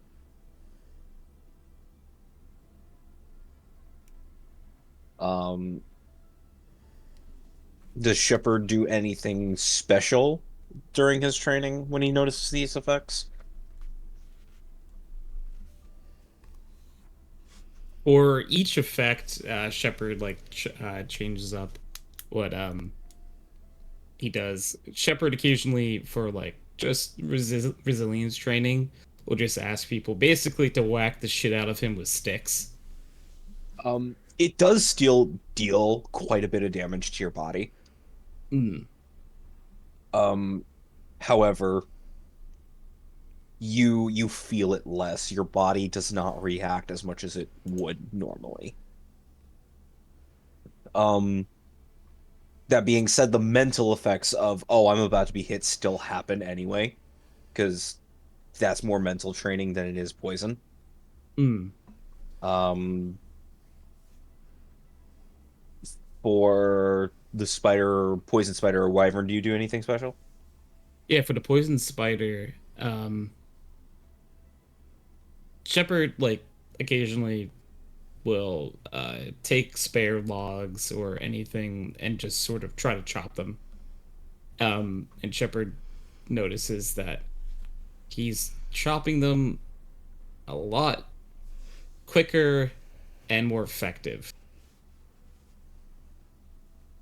than he normally does. And for the wyvern? And for the wyvern, Shepherd has like a little target set up for his hand axes and javelin, and just notices that he's slightly more accurate now.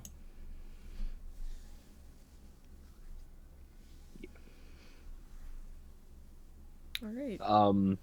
Despite taking drugs through skin contact, is there anything special Shepard would do?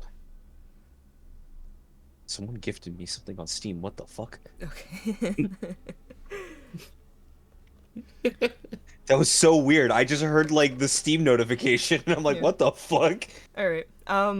Anybody else want to do anything during the like the period of free time that you guys have? Actually, I had an idea for Brandy. All right. Let the players go first. Yeah, I had an idea for Brandy, but I was going to let everybody else go first. Mhm. I think Sarah would go on her usual routine and train with Shepard. Only You're- difference you're- is Shepherd now has face paint on. Yeah, you're one of the people like swinging sticks at him while he's like, doesn't hurt, ow.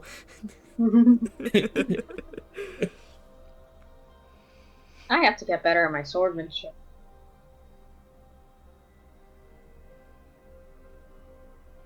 Shepard, as you're training this time with Saradwin, you're like a little bit more attuned with your face paint on.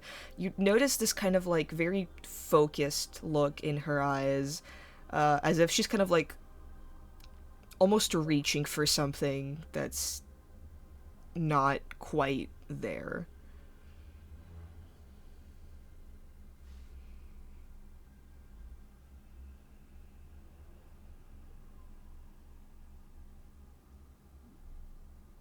Like in a literal sense? Like in you've seen this expression on predatory animals before.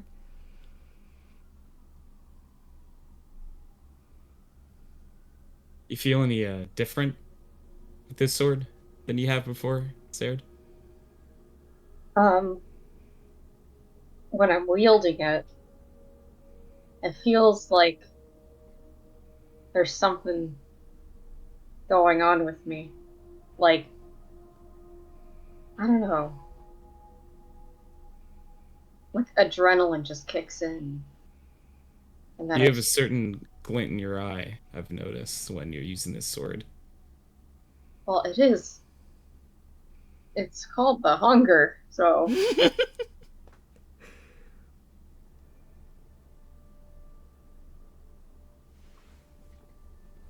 Yeah, you certainly give off a feeling of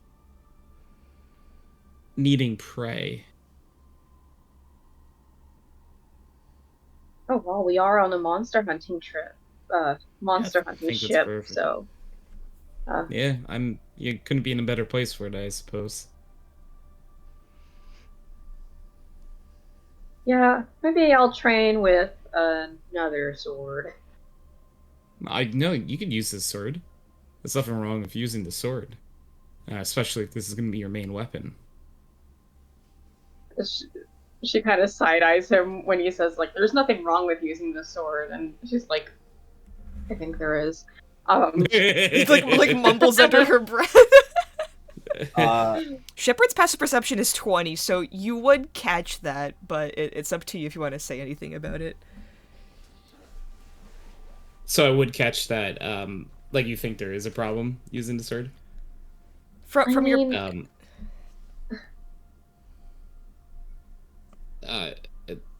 Did you just say there is a problem using the sword? Sorry, I'm good at reading lips behind hands. I mean, there's this whole thing where when I die, my soul is eternally bound to this sword, and if I die with regrets, I go into a super hell. Also, every time I hit something, I kind of like makes me feel a bit tired. I don't know. I just think I'm just tired. Interesting. Maybe we will switch what weapon you're training with for at least the rest of today. Yeah. And she just shoves it back into her chest. That is still impressive. Anyway. So Sarah. Yeah. You pick up another weapon to fight? Mm-hmm. As you pick it up, you feel this sense of not necessarily outrage, but more a nagging feeling. Like, you know when you're using a tool and you're like, this doesn't feel great in my hand? Yeah. It's like every single weapon you try to pick up just does not feel right. And of course, if I compare it to the hunger, it feels exactly right. Feels like it was made for you. The bone handle kind of looks like my rib. Maybe it is.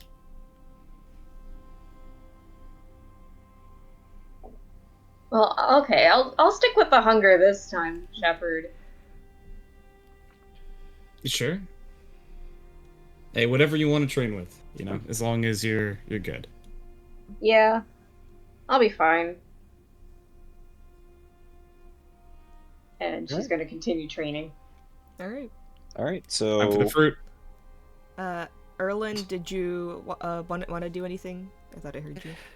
Yeah, a couple things. So, I mean, first off, I'm curious, because there's that alchemy jug, right? And it was producing acid when I was checking it out.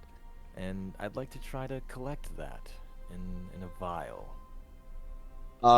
Because of how it was identified, Yeah, you know that there is more than just acid in this jug. there's more than just acid.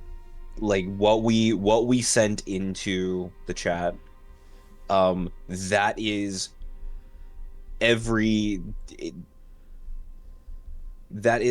single type of liquid that it can produce. It can produce acid, beer, honey, mayonnaise, for some reason, oil, vinegar, fresh and salt water, as well as wine. Yeah. So this just becomes like a morning, like, let's roll the dice kind of situation, right? It's not even Or do you just, it's not even roll the dice. Each cork is something different. Yeah, though I imagine, like, when we were identifying it, we don't know exactly all the different options. So I imagine, like, every single day, right, when the thing, like, refreshes, Erlen just, like, opens up a new, one of the little, like, stoppers, right? And just is like, all right, what's gonna give it me this time, right? So he just, like, pours it into a cup, right? The one day it's beer, it's like, I love this thing so much. The next day it's honey, it's like, all right, fine, we'll add this to some This breakfast. is acceptable. And then mayonnaise pulls up, and he's like, all right. Which, by the way, I'm assuming Erlen would try to get all of the liquid out to like measure out like how much exactly this can hold. Keeps pouring more mayonnaise. At one point, Nadim walks into the alchemy. Like as you're pouring out mayonnaise, you make eye contact. He just slams the door. It's like someone's walking past, right? It's like I'm doing this like during breakfast time, right? I'm just pouring this out, and I'm like having a little chit chat with somebody. I'm like, wait, it hasn't stopped yet. Hold on, this cup is overflowing. I need a bowl. The one day it was beer, it was amazing. There was 4 gallons worth, and it was like this is what the crew needed, right? and then it just kept going. So then, like, yeah, he just tries this out every day, right? Fresh water is amazing to have on the boat, right? But like every single day, he just tries something new. But at least for that first day, he'd want to try to collect the acid from that and put it in a little vial. At one point, while you're pouring out the mayonnaise, you just hear a cry from the alchemy room. Why is there so much? I don't know. I didn't make the damn jug. Who needs this much mayonnaise? Ask the wizard. I don't know. They do weird shit. You didn't hear that, right, Hassan? Hassan? Yeah, I think we're all right. I think he's still depressed. I'd be too. um, at one point during the week, you kind of like measured out all the like jug measurements, and you're just kind of like tinkering with a different concoction. Nadim is kind of like in this little kind of like bench, like alcove, just kind of like sitting, and you've kind of like gotten into a rhythm where like you'll pour something, he'll be like, I'll add some salt to that, and then you're like, yeah, and you mix it. Make an intelligence check for me. How smart am I? Let's try this out. Haha. Can I 7. use my once per session reroll? Yes. Let's give this a shot. A 10. Okay, 10. That's exactly what that's- you needed. Yeah. As you're mixing, you've been doing this for maybe a month, 2 now, and you've gotten into a rhythm.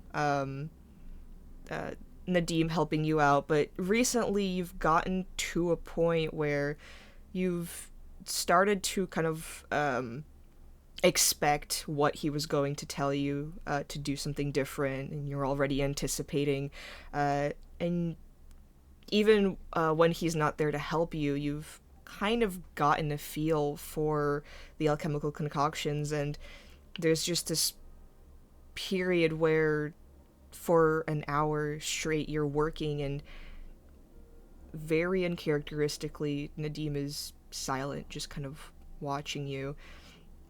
And after you finish, you kind of like wipe off your sweat. You get it.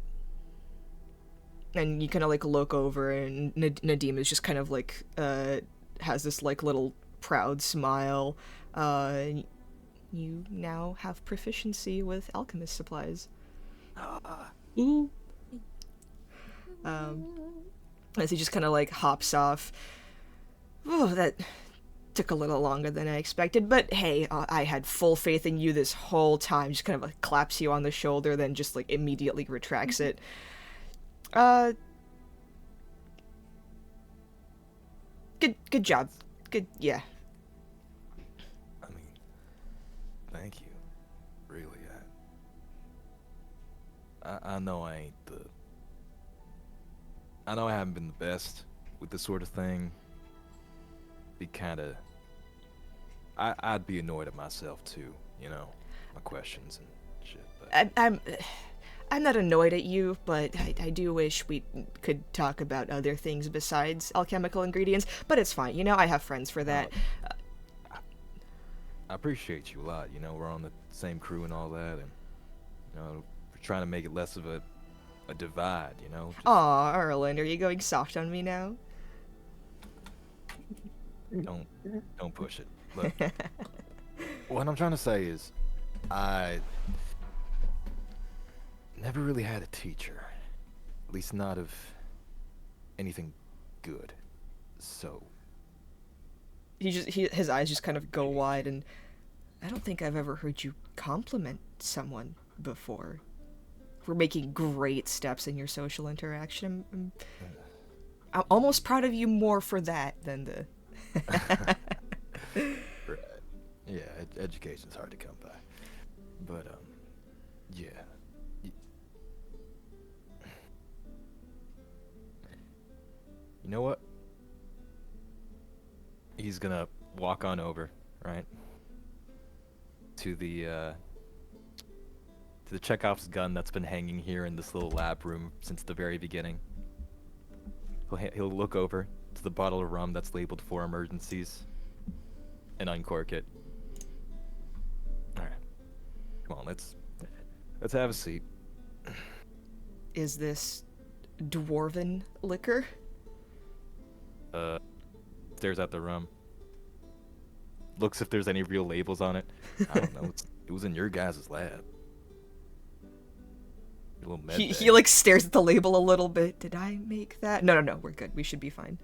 Isn't good. He doesn't even trust his own liquor. he kind of has this like little just, like sweat drop on his cheek. Like, we're fine. It should be fine.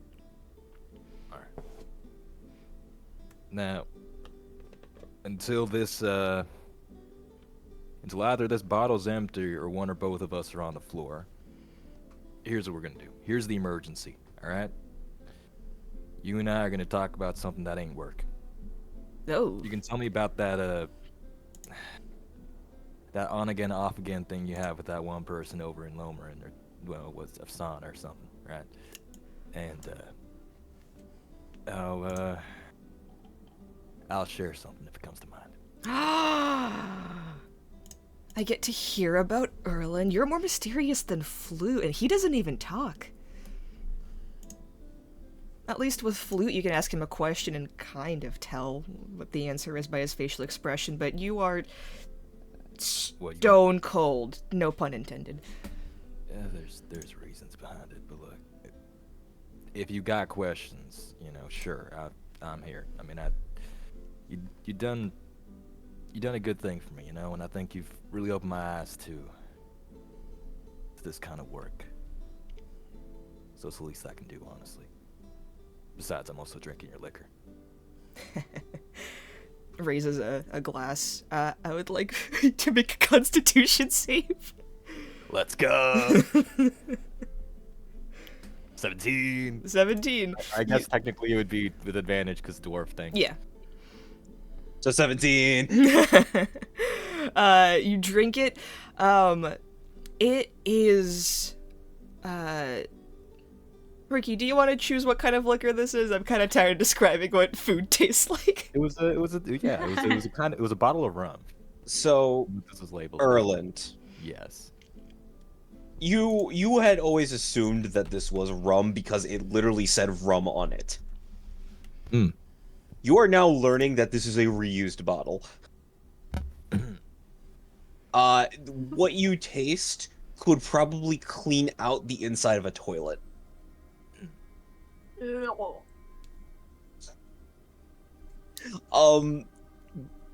Your body reacts before you can react. And it's, at first, it's like, oh, dangerous, poison. And then, like, it relaxes as it like, oh, this is alcohol, never mind, good poison. But it tastes, it's very sugary still. Like, it has, like, this very sweet, aftertaste to it. But, like, the initial tasting is like, oh god, this is the hell. This is a hell of my own making. But afterwards, it's very pleasant. Surprisingly so. Damn. You like look over, and Nadim's eyes have just like glazed over. He's kind of like sitting there frozen. Okay. Reaction at first is like, damn. And then the aftertaste comes in and it's like, damn. Yeah, that's... Usually the other way around. You liked this? Oh god. That is a lot for a first Didn't hate drink. it. There's definitely been worse. Okay, what the fuck do dwarves drink over here? Top side or bottom side? Is there a difference? Well, yeah. I guess the captain... Okay, never mind. It changed my question. What the fuck is up with you and the captain? Cause you look like you want to kill him, and he just looks at you like normally. You know, still like resting bitch face, but that's just the kind of guy Vescar is. Okay, yeah, that's fair. You know, that's call that a dwarven smile, by the way. Look, it's tricky. It's I got nothing personally against him, right? He's an alright guy. He's our captain, right? Kind of have to, you know, put up with him. Have to, you know, trust him with my life, basically, out on the sea. And that's great, right? But there's just a bit of a stigma, right? He's a topsider, right? And I'm not, or at least I wasn't before. Basically, right? On my face, there's the mark, right? The mark says, "Hey, you're castless. You're, you know, you ain't worth shit, right? You ain't ever gonna be shit." And usually the only real sympathy you're gonna get is from either other people with that kind of mark or topsiders, because there are few people that higher class dwarves hate more than castless, and it's usually topsiders, the you know the sun catching ones. So it's kind of comparable. It's usually not as bad, but even still, it's the idea that you left your home, right? You left your home, abandoned it, right? You're living it up where the sun shines, and I mean, half the time you also get marked for that too, right? Like they'll give you one. It's different from how mine looks, right? But they'll give you one that just shows that you left the underground, you made a new life up there. He doesn't have that, so it's harder to it's harder to, I guess, relate, and it's harder to see him as anything other than the same stuck-up assholes I'd have to deal with when I was younger. Shit. Takes another Does that swig. make sense? Shit. I mean, I guess it's kind of comparable to like how the elves treat each other. There's a whole thing where people like me without the whole tattoos on our faces look at the Dalish, like Serdwin and the San, and then how they look at people like me. It's so complicated. I kind of just want to be friends with everybody. Everybody's really cool. Yeah. Dwarves have a lot of systems, huh? Yeah. Is that why you left? No. No. But it didn't help. It didn't help. There's a lot of parts of it I don't miss. But yeah, that's just the idea. There's castless, there's us dusters, and then there's surfacers, and usually you're supposed to feel some kind of kinship, You were born lowest of the low, and they were born, and for some reason or another decided to leave it all behind, right? They gave up their caste to, go topside. But yeah, I don't know. And he even talks a little different, like not really that kind of duster accent. So it's just, hey, and I just.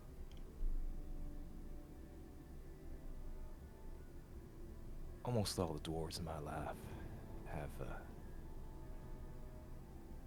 done me wrong in some way or form. And I guess it's also my fault that I don't have an easy time trusting other dwarves. For all it's worth, I think your captain's a fine guy.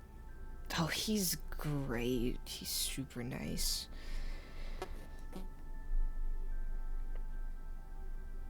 I Still got my own hang-ups. Yeah, you look like it. Sometimes I don't like being reminded of home. Have you ever thought about getting the thing removed?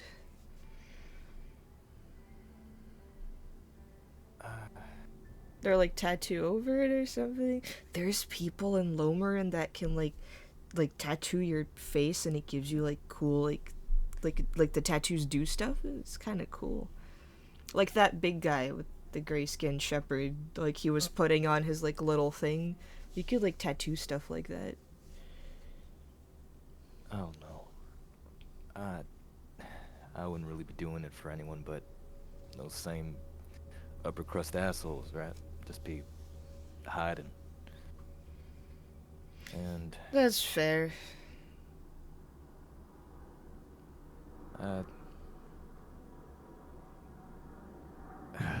he's gonna take a drink. Suffer through the first couple seconds of it. There's only so much of me still left, and I don't want to lose more. Even if it's bad, it's still part of me. Oh man, you're so tragic. Oh god. I'm sorry. Oh, Maker, no, it's okay. It's just, wow. That's just a lot. That sucks, dude. I'd hug you if I didn't know how much you hate hugs. Yeah, I appreciate that. I appreciate the distance. But hey, this is better. All right, this is actual dwarven affection, or at least as close as we tend to show it. So, clink. Hey, I mean the tragic gruff guy probably works for some people, eh? I spent a lot of my life in a dark place, and you and the crew, the bunch of ragtag weirdos I found myself with, you've helped me out of it bit by bit. See, that's what I'm talking about. It's like the natural, like, angsty charm. I wish I could be mysterious and cool, but I just can't stop talking. Yeah. That's good. That's good. He kind of, like, narrows his eyes at you and then laughs. Other side of the fence, that sort of thing. Yeah. So, Erland, Yeah. as you take a swig from the bottle, you notice something hit your lips. Ugh. Ew. Do you fish it out of the bottle? Yes. It is a label. A label. Oh. All it says on this is 99 proof. Do not consume. What is that? Oh. Think I just finally pieced together why it was a bottle of alcohol labeled for emergencies in the medical room. What do you mean? And then he just passes out. Yeah.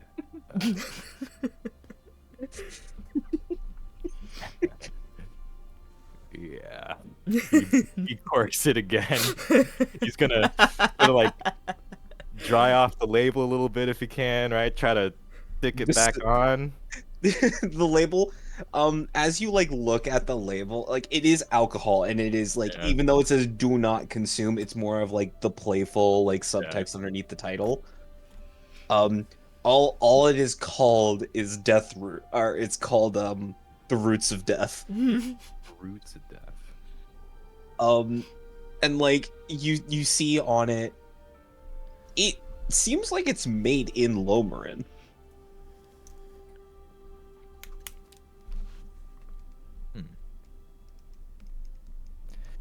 He's gonna stash it back to where it was before. Kind of give a little pat on Nadeem's back. And, toss a little. He's, what he's gonna do? He's gonna toss his cloak of protection over him. Aww. help with that headache that's gonna form later. Aw. Yeah, maybe he can attune to it in time. Dadland. Yeah. He's gonna toss that over him, right? And then just right before he leaves the room, he's gonna drop a little thing of headache away on the counter. Aww. And as for anything else that Erland would want to do, he does eventually, if it's okay, he does eventually go to you, Alaria, because there is something DMs that I wanted to do with 2 hours of time spent and a DC 7 check, a Okay. common minor potion Mm. for the Oh. cover-up concoction. Oh. Okay. So if I may roll to try to make this cover-up concoction during my downtime. Nope. You No, I'm may. kidding. So yeah, with my herbalism kit, my whiz and all that, bam. That is You not, got it. It's not an advantage, but it was enough. It was enough regardless. Yeah, double checking. Oh no, no. Minor's DC 7, common is DC 8, uncommon DC 12. I actually wrote these down, so it helps me have like a little reference sheet. So Woohoo. yes. But you so still cover-up passed. Yeah. So the cover-up concoction is something I'm making, and I do eventually find Alaria. He's kind of come in. She's crouched over the short sword, but she's kind of like trying to pray, but she's really failing. She's like squinting really hard. She's like misremembering the fucking chant of light. Oh, It looks Andraste, like give something- us peace. No peace, it's peace. You've heard the words from Indra at some point. Through Laria's fumble word, it's maker light Andraste. Please bless me. I think. Indra gets a migraine. Well, I'm not interrupting anything here, am I? I no. You Guess not. She gives up. ran to a sword. I'm trying to pray to Andraste so that I can maybe get this sword to stop vibrating. And the sword is still kind of vibrating on the bed. The sheets are just going. Oh, yeah. You ain't the most magically inclined, are you? I am not the most religiously inclined either. Yeah. It seems. Oddly enough, I mean, we dwarves literally can't do magic, but yeah, for some reason, I can kind of understand it a little bit. When I had this belt and this, well, mainly this cloak, they're kind of, they're made out of monster parts, but some bits of it kind of resonate in a weird way. But yeah, magic's weird, I'm sure you maybe ask Hassan about it, but I don't think just praying at your sword's gonna do it. I think just if you use the sword, get comfortable with it, it's kind of like breaking in some new shoes, No. Give it a shot, do a couple flips, maybe Oh, pretend okay. stab someone. Like what Sarah and Shepard do. Yeah, just try not to actually hurt anybody, but Okay. that might help you just get more used to it, because I don't know. From what I understand, it can be kind of temperamental, and I don't know. Anyway, look, got some gifts for you actually, if you don't mind. Go ahead. And she kind of, for lack of a better phrase, pushes the sword off the bed. So now it's on the floor. It is even louder now that it is on hardwood. Asan turns around in his bed, glares at you, and like puts in on like earmuffs. Yeah, so a couple things, Rat. I mean, you're very quick in the fight, quicker than I can be, especially with all the different potions and stuff I hawk around. But I figure you might get more use out of this than me. So, couple things. I've got these. It brings up 2 vials of acid, one that he had gotten earlier in the campaign, and one just from collecting it out of the jug earlier in the week. These, I know, fire is more your specialty, but, splash this on somebody, it's gonna ruin their day. I've It's kind also of like got... giddy stars in her eyes. Keep continue. I've also got in here, rummaging in his pack. Yep, this. This was of a couple concoctions I practiced with and made a while back, but this is the one that actually turned out to work. The other one, it's like the worst healing potion you've ever tasted. I don't actually think it does anything.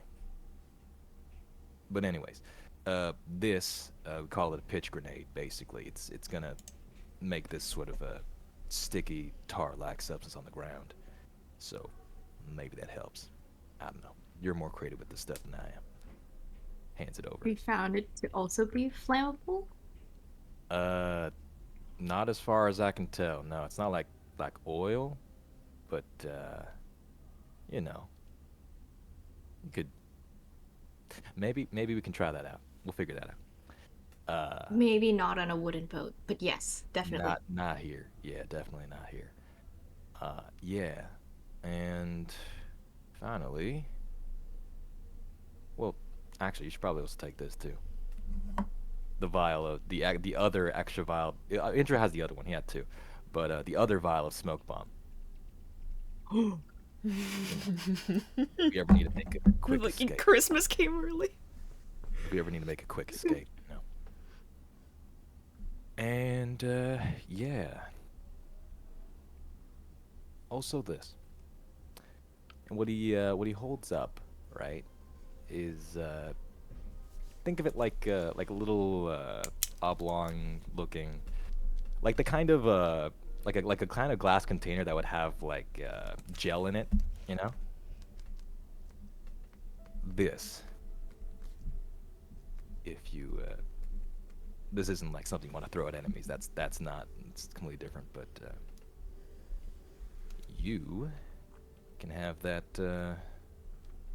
if you apply this to your hair. Kind of leave it in, let it set for a bit, like a conditioner or something, right? You can have that indigo hair you wanted so much. Oh my god. It'll usually people usually use this stuff for like kind of graying hairs, things like that. It'll help cover up some spots, but I mean you're young. I don't think you're even gonna need it for any of that. But what matters is that it can help change up the color. I've been able to kind of tinker with it a little bit like that. So. Oh, and here's your pronoun tag. She, they. Make the best coffee in the world. So yeah, there you go. So you can. I mean, I told you we're gonna help you keep hidden from folks that want to find you.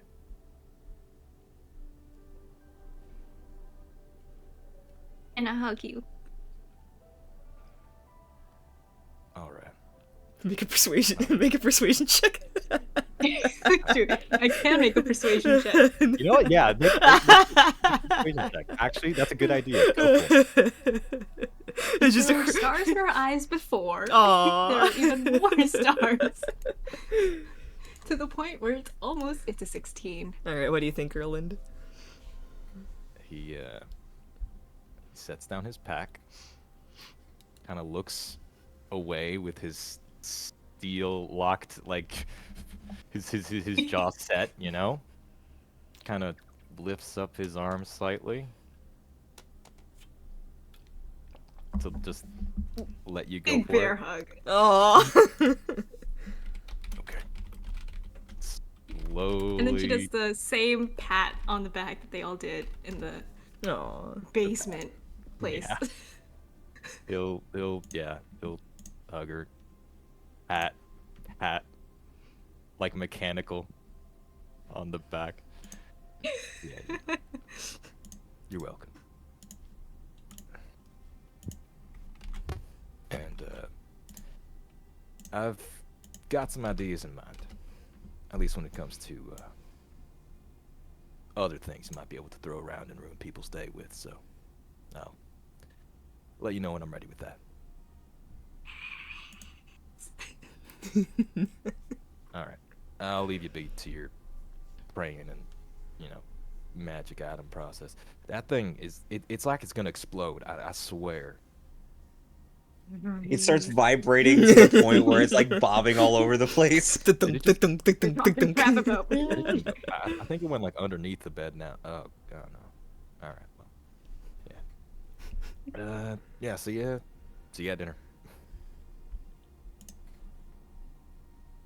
And he'll leave. All right. So, Ilaria, you wanted to It's a attune to the body sword? voice. Yes. How would you like to go about that? I'm going to take Erlin's advice, but I'm a little self-conscious about practicing on deck like everyone else. Aw. So she practices the cargo hold. All right. You got So, tasting. for the next hour, you practice your own fighting. You don't fight like Jared or Shepard. Like you're more in for vital points. You want to end the fight.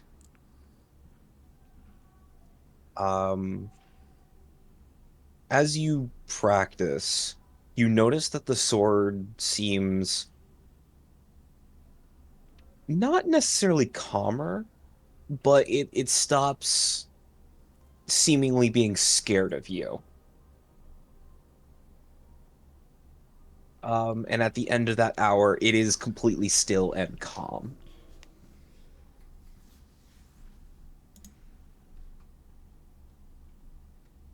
I want to give you a name.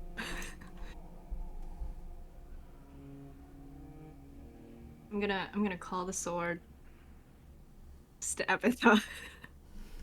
Tabitha! I can't stop you. Legally, we can't stop you. However, morally, we should. I just This is imagine Ilaria's rationale. it's this like very calm, like emotional, dramatic scene where Ilaria finally like masters this short sword, and someone comes up to her. It's like, what do you think you'll call it? And Ilaria's like, Stabathon. I heard Stabitha. It's Tabitha, but stab. God damn it. Tabitha. I hate it. If I this is a rationale that if I name the sword, I will also attune myself to it.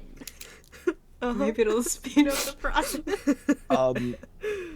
As like, since you are attuned to it, it no longer, well, since you attune yourself to the sword as well, you feel as if the sword itself is watching over you.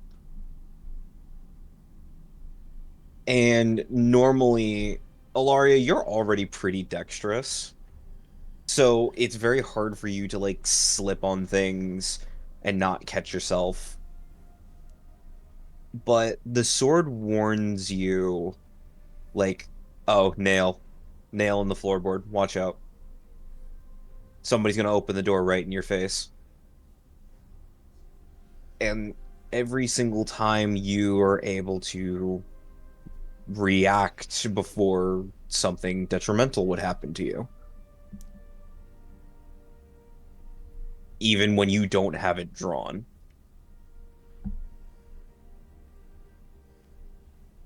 It still registers some of your friends as threats, but it takes maybe a second for it to realize, oh, these are friendlies. This is interesting. Who in Ilaria's mind is the biggest threat out of the friend group? Oh, out of the friend group. Out of the PCs. right now, and it's not because of Sarah, but it's because of the Sarah's sword incident.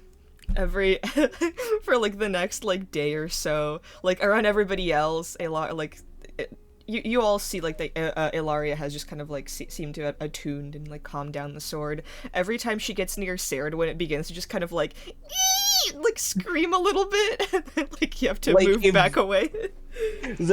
The way like the scabbard is with the sword, like instead of just hearing like a clattering sound, it just like like the edge is being like dragged across material repeatedly, very quickly.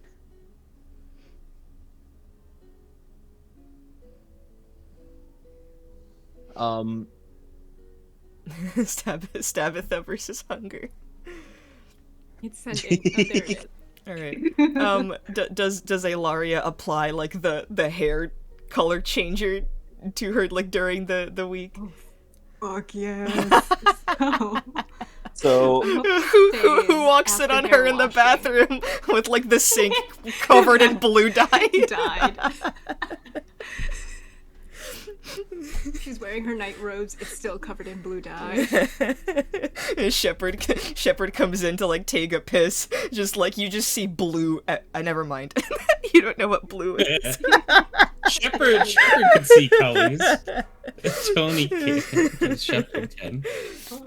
I love how unintentionally you just like immediately pick Tony. I thought it would be funny for Shepard to be the one like, is that blood? Are you bleeding? Is that blood everywhere?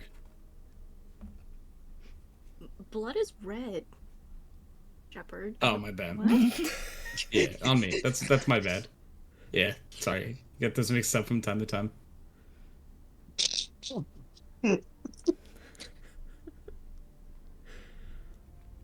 You just see like sparks of dye on like Ilaria's head as she's like trying to get like the hard to reach areas, and you can tell that she's like dyeing her hair a very different color from like her natural hair, and it's much lighter.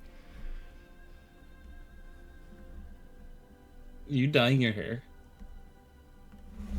Yes, and what about it? Oh, that's pretty cool. Tinkle, tinkle, tinkle, tinkle, leaves. Anyways.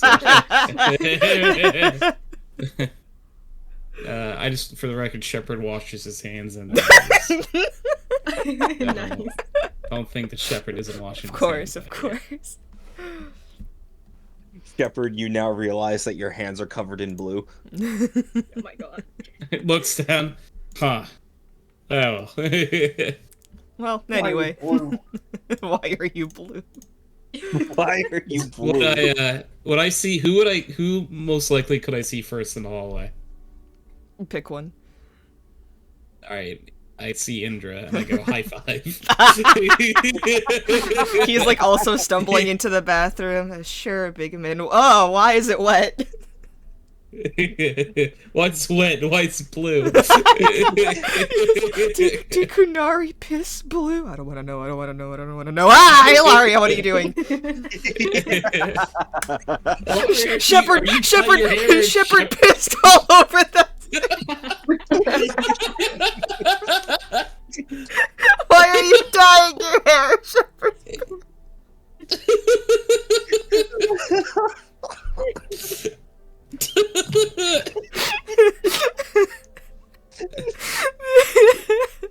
God damn it. I'm dying. I am dying. Oh god, my face hurts after that. Fuck. Okay, quick 5-minute timeout after that one. Quick 5-minute timeout after that one so we can breathe. Jesus Christ. Fucking, why are you dyeing your hair piss? Shepard's piss. The Kunari's piss blue. I don't know, that's weird. Oh god! Fucking shit.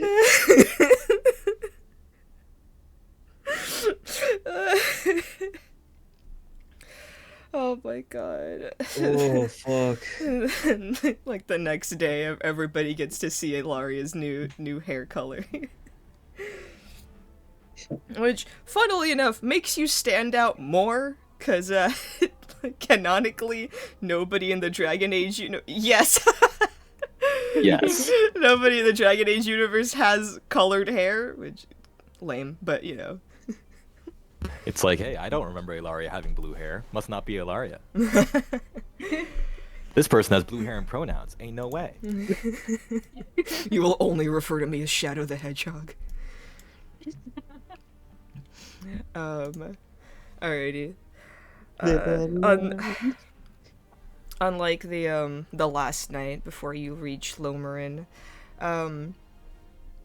the crew kind of decides to throw a little bit of a party. I wanted to do something as Brandy before the party. Oh yes, what's up? She's going to approach Shepard.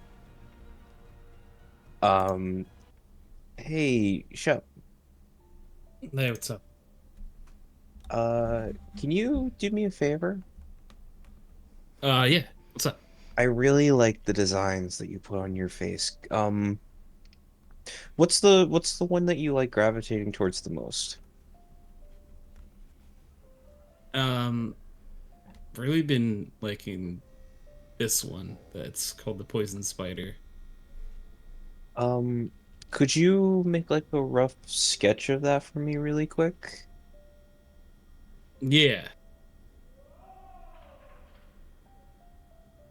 Shepard is like picturing his face while putting it on the piece of paper. It's like, Hassan, can you make a quick sketch of me for that? Here you go, Brandy. Wow, you're so good at drawing. Like a rough sketch is all Brandy's asking for, and then Brandy is going to go up to Sarid and Erland asking for the same thing. Of my tattoo? Yeah. Oh. A sketch of it. Yeah, just something. Well, I mean, if you stand still, I can trace it. I just didn't want to stop Shepard from training, and yours is much smaller. Yeah. Don't trust me to make a good drawing. You're better off just like copying it right off my cheek. And she looks at Sarid, whose whole face is covered in this. Okay, we're gonna need to sit down for like 2 hours for me to do this. Is that okay with you, Sarid? I wanted to. I have a thing I want to try. Okay. I can sit still.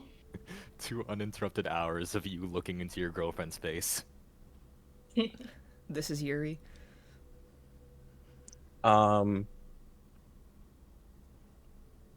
then afterwards, the day after that, Brandy is not necessarily doing much else other than sitting with her bow, and it looks like she's carving into it.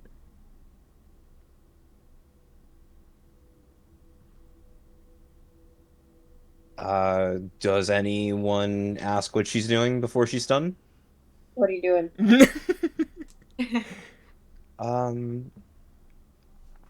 I wanted to personalize my bow. Cool. And I couldn't figure out how I wanted to do that, so, I decided to just put things that reminded me of my friends. Well, friends and more special company. What do you put in? Hey, yo! Damn, these bitches gay. So I'm starting with the Erlands because it's smaller and easier. Did you really? You changed Ilaria's picture! Did you really? Ignore it for now. I fucking noticed that shit the second you did that.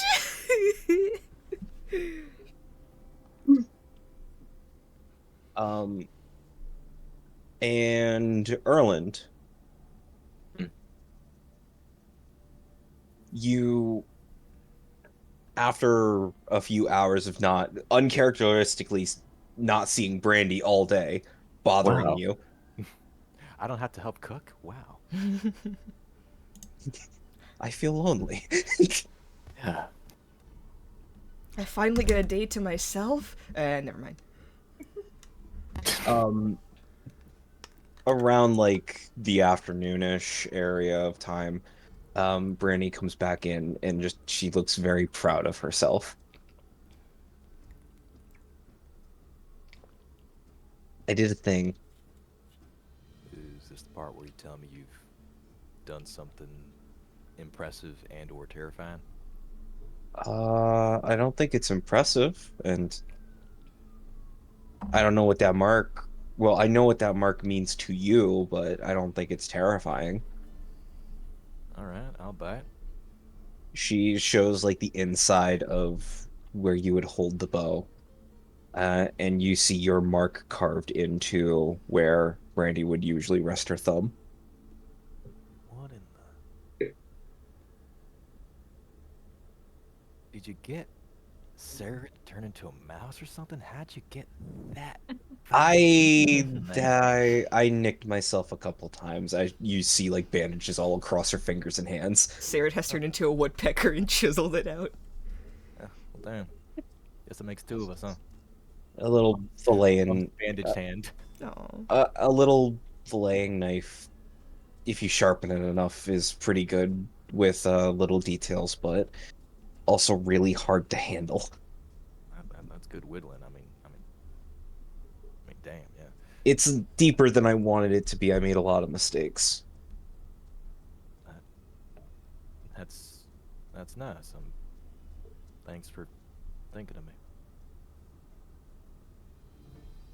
I'm planning on trying to get Shepard's facial markings on the bottom half and Sarah's on the top half at some point.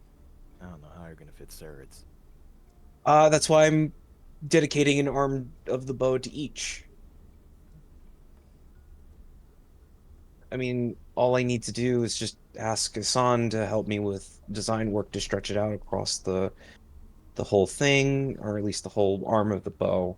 And then with Shepard's, I can ask Hassan to do the same thing. Yeah, that's kind of you.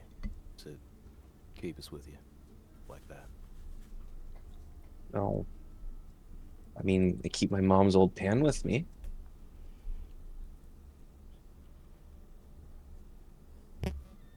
That thing will outlive all of us. The bow or the pan? The pan. I mean, seriously, what we've put it through, the bears. Oh, you should have seen what my dad used to do with it. What do you do? Every time that we had like a infestation, usually it was Nugs getting into the pantry, he would throw it. I swear, I never seen anybody curve a pan around a corner before. He was impressive when it came to throwing that thing. Then he would feel bad because he didn't realize which pan he picked up. Ah. And he told me stories about how my mom used to fight off intruders with it. You know that little dip in the center? Yeah. Yeah, that was somebody's skull. Well, that's not like part of the design. No, it's not. Not to like help with eggs or nothing. No, it's just. It does help with eggs, though, surprisingly enough. All right. Well, I'm glad I could model for you, I guess. Oddly enough, it's not the first time I've done that. I mean, it's not going to look pretty, but it's going to be nice for me.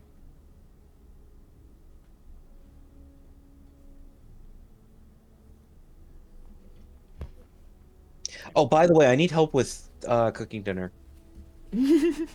I was actually waiting for that. I don't know where you were all day, but Oh, I was doing this. I can imagine. Yeah, let's get cracking on that. Alrighty. Had a Are you sure you long want day eggs? around. Huh? You said cracking. Are you sure you want eggs? No, don't. Nah. Okay, maybe. Okay. Kind of missing poultry. Alrighty. You help with dinner, I'll get a seagull. It's not going to taste great, but like nuggets, an acquired taste. Yeah. Alright, sure. Anybody who's top deck, you just see Brandy just like looking out onto the sky. Eventually, a seagull just shows up, and she just mercilessly just shoots it out of the air. Oh my god. She just picks it up and walks back below deck. Sared's like, "Ah, that was my sister." We've lost 2 today. Oh, thank God. I was getting very suspicious about that seagull.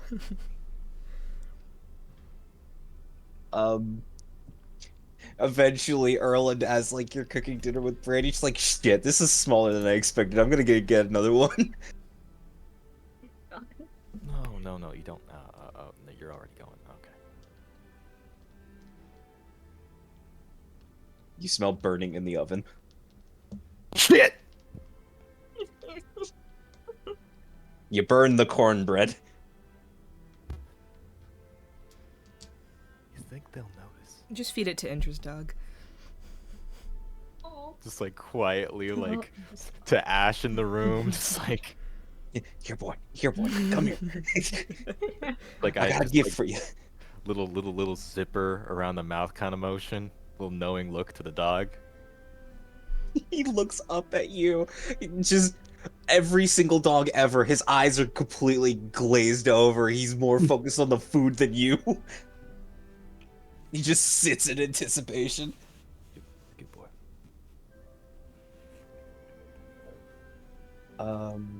Yes.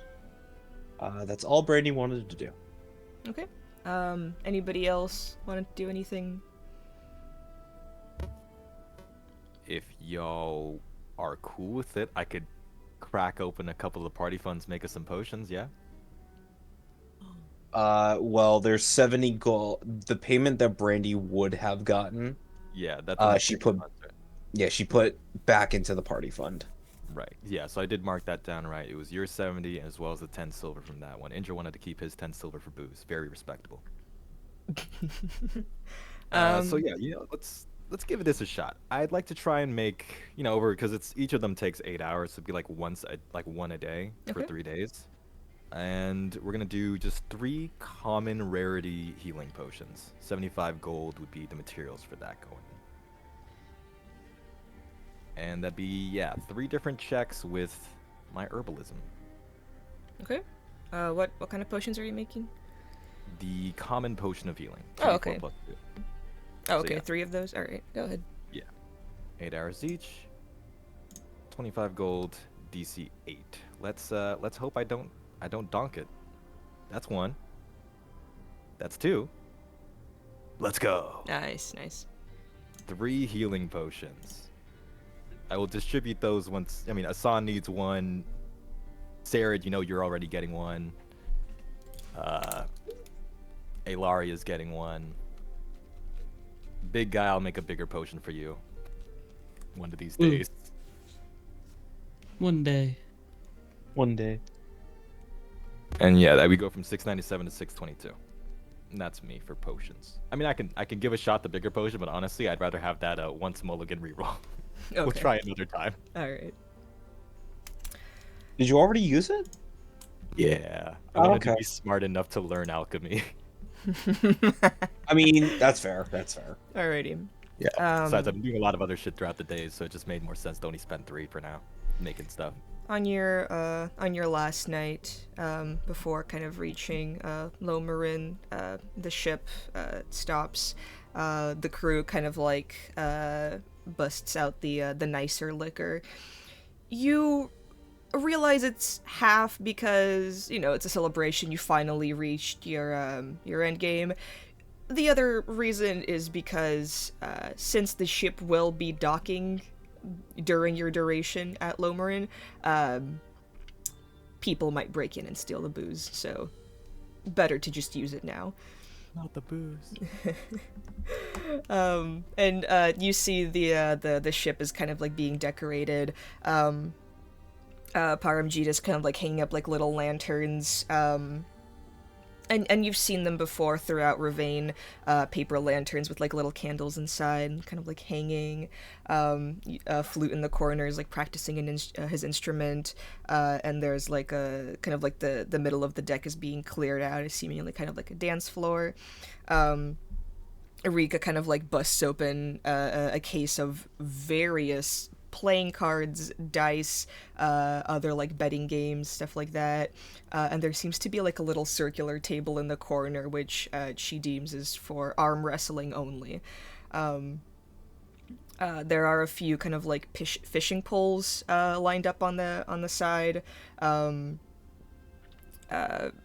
Captain tells you that they like to have a fishing competition around this area because you can catch some weird shit. Yeah, everybody seems to be preparing for a fun kind of like last night.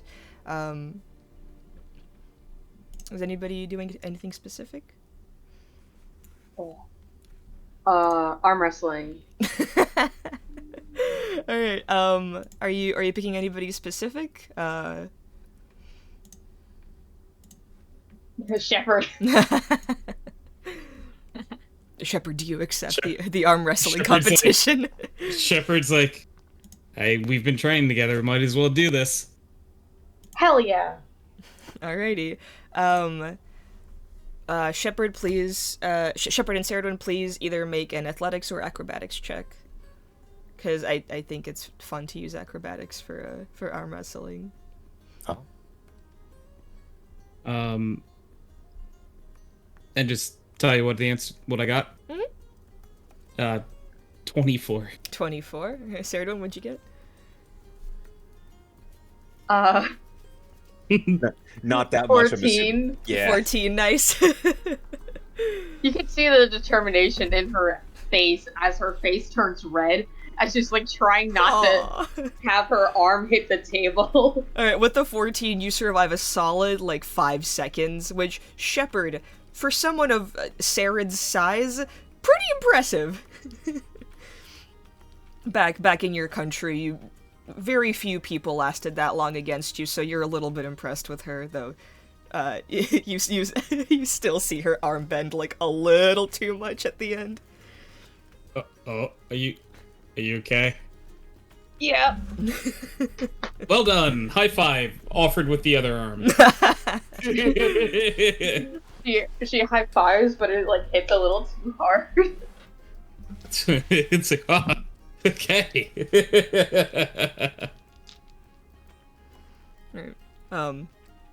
Indra kind of like comes up behind Ceridwen, like with a determination in his eyes and maybe a little bit of liquor. You wanna arm wrestle? Or do you wanna arm wrestle Shepherd? Actually, yeah, both of you. That'd be fun. So they get Shepherd first. Roland's just been like watching. He's like, wait, both at like the same time? No. How would that even work? I don't know, like one arm, the other arm. Shepherd, would you care? Sure. All right, athletics check. Okay. Jesus Christ.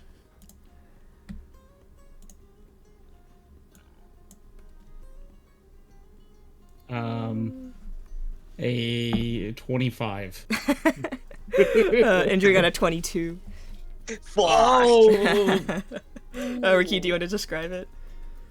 Yeah. Shepherd. You thought Sarid surprised you at first.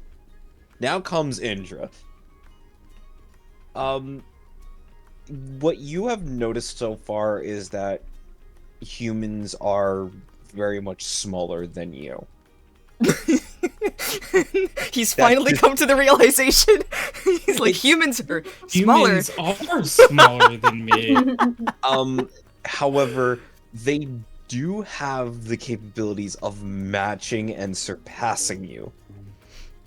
And Indra, it was not raw strength that won, but the application of where that strength is being applied won.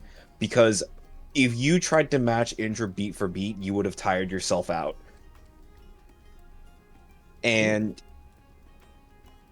you, for a second, like, oh shit, I'm going to lose. And then you just, like, twist your wrist in a certain way that made it very hard for Indra to keep up with you. And you beat him very quick, like, in the span of 10 seconds, this has all occurred. Yeah, but if you didn't do that, Indra would have won. to like Indra and Shepard, they're like locked in there for hours. Meanwhile, everybody's just like, okay. It's like a DBZ. It's like Yeah, DBZ episode. It's a DBZ episode. Like in the scene itself, it's like very intense. But once you pan over to the people watching from the side, it's like, wow, this is boring as shit. Literally, like he's set up like on the fishing contest, and as he's waiting, he like takes a break to walk back over and see if they're still at it. But Shepard, you do win that narrowly. My positioning is all over the place. You won that fair and square. Good job, Shepard. Shepard does like a high five. I'm like, that's my jogging buddy. I don't want to touch that hand. What do you mean? I don't want to talk about it. Someone's afraid of piss now. All right, come on, Indra. Okay. All right, rollies. Athletics versus athletics. Rollies. Or acrobatics, whichever one is higher. I don't care. Okay. I got a 26. I got a nat 20. Ooh! But with acrobatics, it's just like a 23. Oh, okay. Okay. I feel like now they're just like locked in for like a solid minute. Okay, because Indra got the higher modifier, but you did get the nat 20, I'm going to say you're locked in there at a tie for now. Please roll again.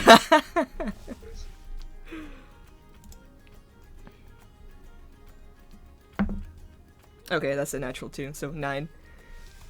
I rolled a 12. Nice. Okay, so after a bit of time, both of y'all are just locked in this immortal conflict. Like, Shepard versus Indra was like a solid like 10-15 seconds of this, but it felt like an eternity to them. This feels like an eternity to everyone. Erlin's like gone to the bathroom, gotten a snack, drank some beer, and talked to like the guests. He like walks over. You guys are still fucking doing this. So I walk over like, which round is this? 1. What? Brandy's like watching intently. This is still the first round. I'm waiting. I know. After like Ceridwen like beats Indra out by like sheer just like fortitude, because like Indra just gets tired and Ceridwen like wins the battle of like wits essentially. Indra's just like, okay, round 2. Round 2? All right. We don't have to roll for that. It eventually just worked out to where Indra only lost through attrition. Does anybody want to have the fishing competition with Erland? I will. Okay. Anybody else? Oh no. There's a Enter. Shepard, Erland, and Brandy. Born fisherwoman. Rika's just like, okay, let's keep this simple. Whoever gets the most wins, unless you catch a jellyfish, that counts for an extra 2 points. Ready, set, go! What do we want to use to roll? is this I'm like somewhere one of between dexterity and fly wisdom. fishing? I Is this like what's up? is this like fly fishing or something? Like where there's like a bunch of fish in one area, so it's like you keep on like reeling up new ones, or Yeah. do you still have to wait? Yeah, no. It's like a fly fishing thing, but I'd say Oh, like shit. survival is fine. Oh, okay. Yeah. Yeah. So everybody roll survival, and then we'll do it in 3 rounds. I actually don't even think that's what fly fishing is, but All right. So 3 survival checks, you said? Yeah, and if you get a natural 20, you catch a jellyfish. Oh, cool. All right. God damn. Uh-huh. I'm gonna write these down so I I feel like can you just took all the follow luck. them. I feel like you took all the luck with those. Jesus. All right. 1, 2, 3. So we have the man with effectively magical arthritis in his hands. Yep. We have Shepard, who's only learned fishing through cultural osmosis. And then we have the person who has literally been fishing her entire life. Yeah, this goes about as planned, as expected. Okay, so Shepard got a 24, 19.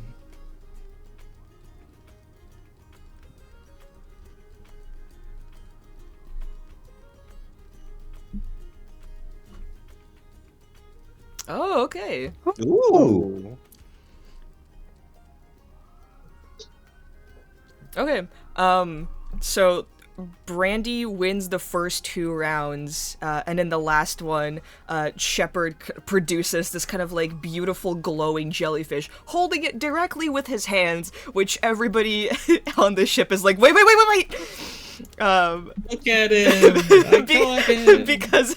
because of your war paint, you don't really feel anything. It's just kind of like tingly a little bit. Even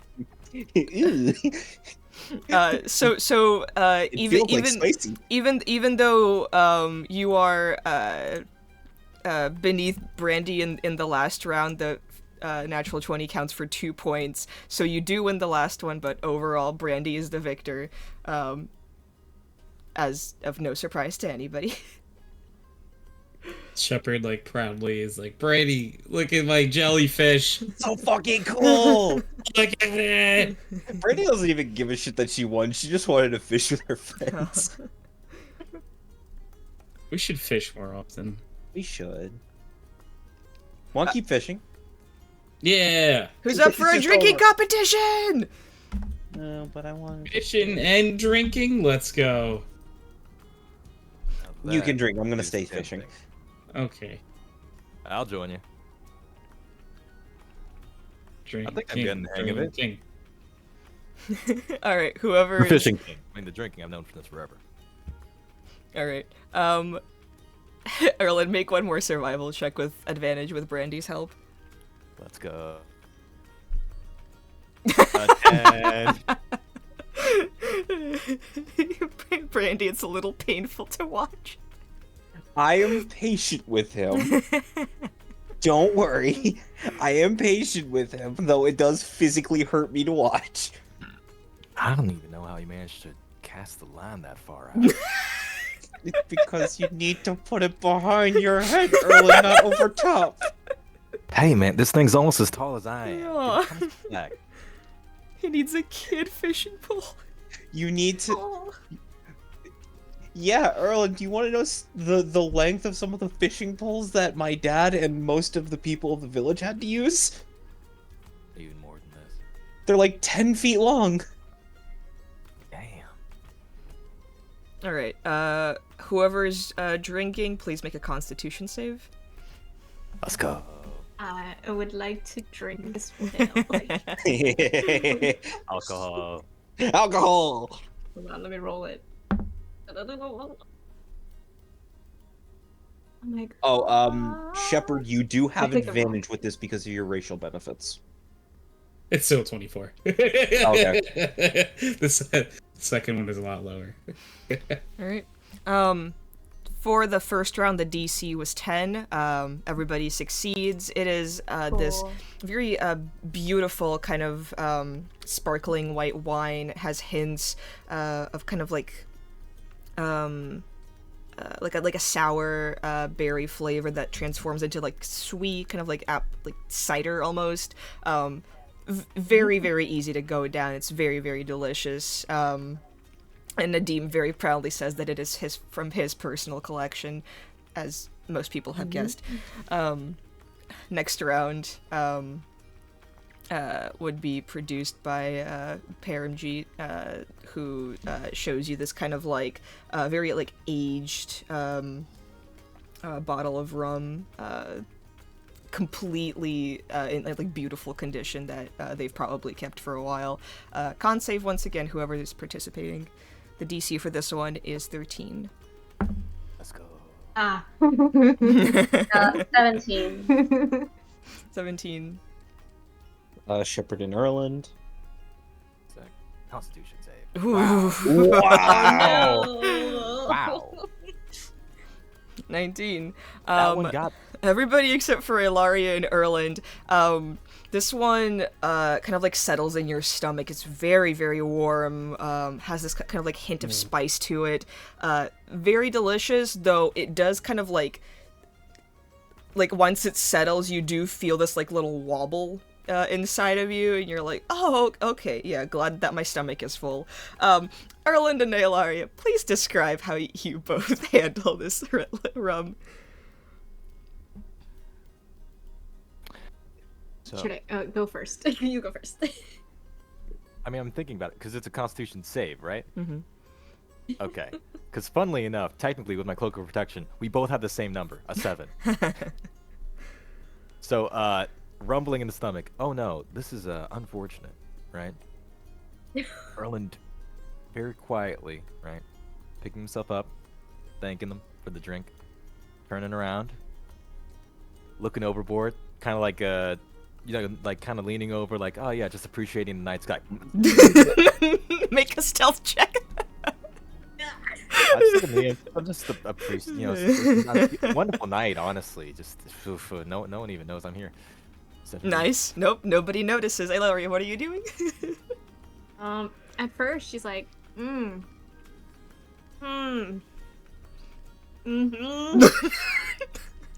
mouth is firmly shut. And she's just gonna it's a slow trickle. Overboard? Both saliva, vomit. Yes. Okay, do you see Saliva, vomit, and make a stealth check. And do you, and she's do not you stealthing at all. Oh, okay. What Ilaria's vomiting provides perfect cover for Erland. Everybody, it's like, those are lesions, am I right? I mean, Erland's like also hurling his guts. The fuck do they put in this Ravani wine? Last one is Captain Barskar's personal whiskey. It is known to also clean the rust off of blades. The DC for this one is a 17. Oh. I accept your challenge. Hendry got a 20. Even having done as badly as he did before, he is intrigued by Captain Baskar's personal whiskey. I think he'd give this a shot still. He's like, you know what, we got all that out of our system. Now let's really do it. He's so brave. So brave. I got an 8. Oh. Oh my 11. God. Oh my So, god! First of all, before we do anything else, Saren, Yeah. the floor looks really comfortable right about now. I'd say, like, if Saren wants to describe what the whiskey does to her, she can. So, it's just like one of those things where you're like, yeah, I can pound this, and then you do. The second it goes down, it just goes back up. I think every single person watches you pound it down and just like has this like fear expression. The only one that is not like looking on in like pity or fear is Captain Baskar, who has a shit-eating grin across his face. Just like casually, just like, it's just what? and it just like goes down her shirt, and she just like puts the glass down. Achievement unlocked. You got the captain to smile. Even if it was a smug shit-eating one. Okay. Smile's a smile. Okay. Erland got an 11. What what does it look like to Erland? So he takes his drink, right? He takes it with that dwarven bravado of, yeah, we're invincible. And after doing so, right? After kind of choking it back, and he sort of sits there for a little while. He gives a quick look to Captain Vaskar, right? Having found even more newfound respect for this man. Kind of nods. And then grabs the nearest bucket. He does not have time to walk to the edge of the boat. Not this time. So he grabs the nearest bucket, probably used in the fishing contest earlier, though we tossed the fish back. I'm not vomiting on fish. The fish are back in the water. Catch and release. For Shepard and Indra, this is a malt whiskey. It's got kind of like dried fruit and nuts, and then this underlying kind of like vanilla caramel that is not sickeningly sweet. It kind of like balances out the dryness of it all, and then you get this kind of like whiff of smoke as you finish the glass. And Andrew just kind of like looks at you, has this like kind of that was a lot expression, but like has a smile on his face nonetheless, because it's very, very delicious, and it's like sits in your chest for like a little bit before just like slowly passing down.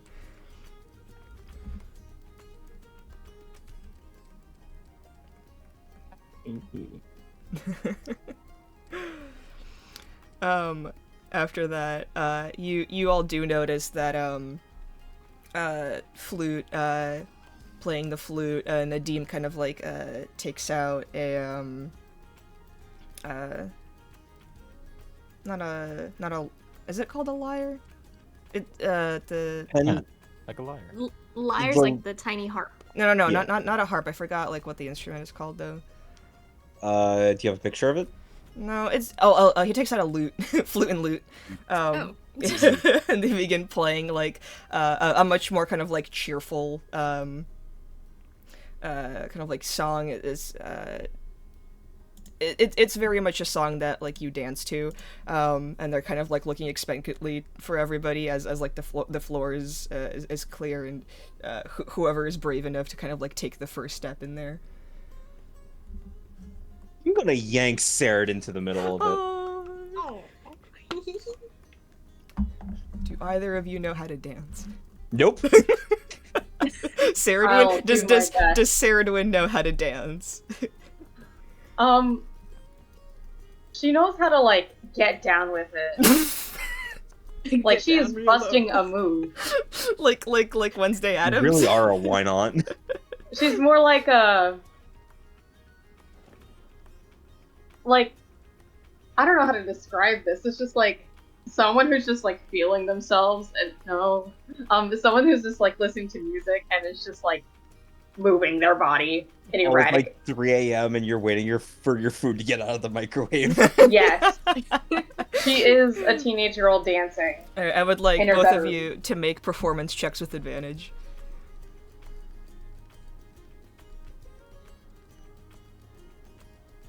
Where's my dice?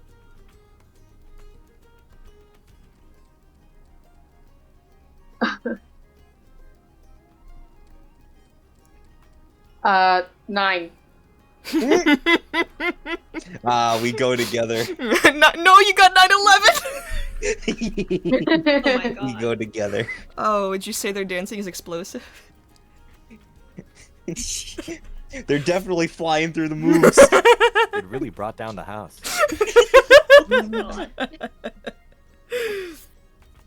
I feel like at first, like, you're just kind of, like, dancing together, like, but separately, and then, like, eventually kind of, like, find a rhythm that, like, works for both of you, and then kind of, like, everybody's just, like, watching the two girlies dance.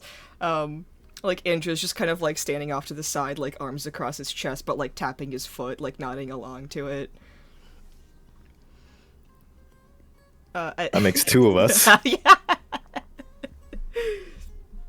I feel like Rika would kind of like grab the captain and just kind of like dance with him a little bit, if he has like enough like alcohol in him.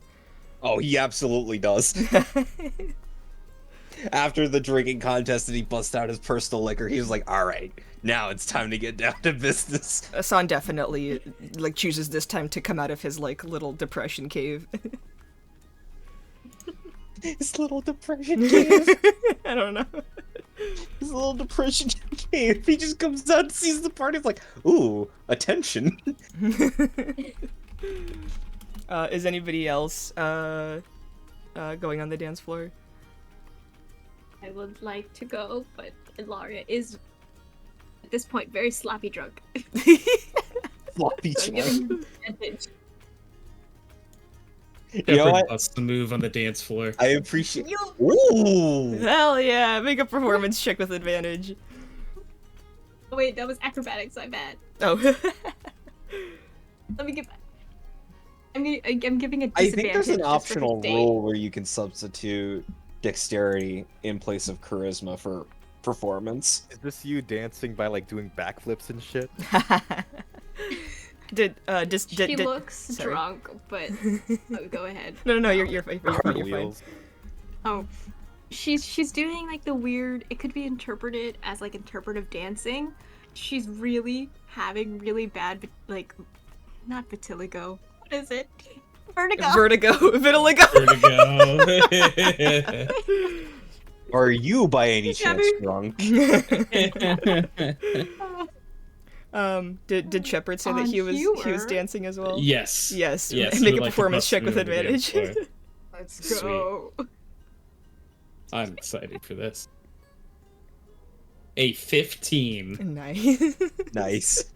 It's much less of like a fun casual dancing and more of like a this is the rhythmic dancing that we do before battle kind of dancing. At one point he takes out his axe and people are like whoa whoa whoa whoa. I like to think that Shepard at one point breaks down into the robot though. And-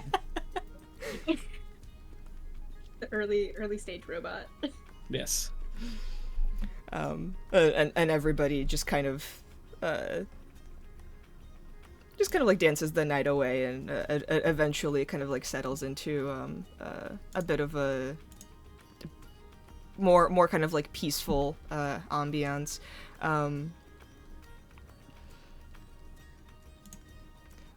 The vibes. Yeah. Everybody's still on deck, but the music isn't as like explosive, and some people are starting to turn in who might have to drive the ship in the morning, but whoever wants to can still be on deck. Brandy, Rika finds you if you're ever like alone. I think she would let Sarah just kind of do her own thing for a bit because Brandy kind of also wants to do her own thing. I think when Sarah's drunk, she just starts turning into animals, and Asan has to like run after her to make sure she's okay. That is not my job yet. Yeah. She kind of comes over. I forget. Do you drink? Do you want to? Not a heavy drinker, but I'll take like a glass of something. All right. Well, here's the rest of Nadim's wine. It's a little too sweet for me, but hey, we didn't really talk about the turtle thing, or maybe you guys did. I mean, Oh no, it was so fucking cool. Yeah. That's. It was definitely a lot for me, but I'm glad we were able to in the end. You okay? Yeah, you told me you wanted to be a monster hunter, like me when we first met, and it's. I just hope you're doing it for the right reason. I'm doing it to make. I'm doing it for my own reasons. I chose to do this and I want to do this. I'm Okay. not doing it for glory. I'm not doing it, well, I'm sort of doing it for other people, but I'm mostly doing it for myself. She nods. What's the, what's like goal? What's the Like up there, penultimate thing. yeah, like this Oh, this I'm dragon working my turtle way up for to. me was it, and well, it's not dead, but I feel like it accomplished You it. beat it, technically. Yeah, yeah. I was yeah. You got rid of it. I did. It's never gonna hurt anybody ever again. I'm working my way up to start hunting dragons. She whistles. That's that's a lot. How old are you? I'm about 20. She like looks at you, like cocks her head, like about. I don't, I never really celebrated my birthdays. Hmm. So sometimes I forget how old I am. Fair. Yeah, once you get older, it doesn't really matter that much anyway. But I'm eventually going to start working my way up dragons. When I kill a dragon, I'm going to take its bones. I'm going to take it to a nice crafter. I'm going to pay him a lot to make it into a nice bow. That's sick. And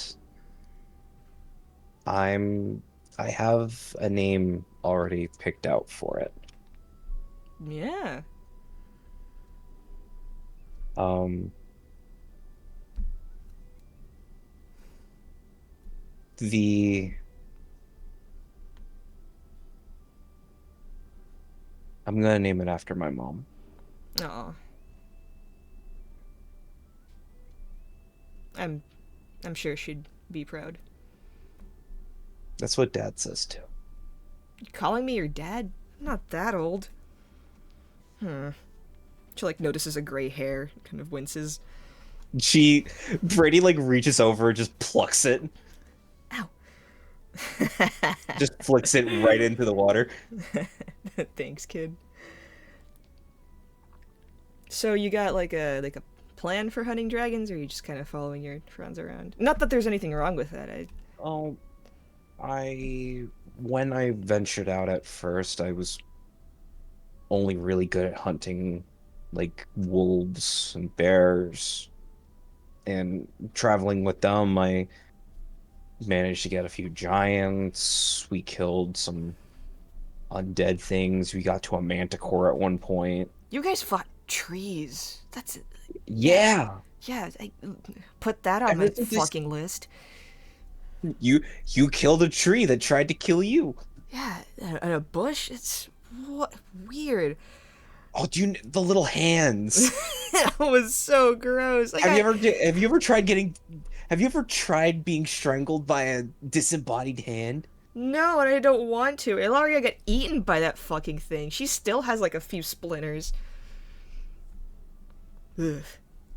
That was awesome though. It was. I'm not particularly happy about Saren making that deal, but it's made her happy. Yeah, it's a conversation you gotta have with her.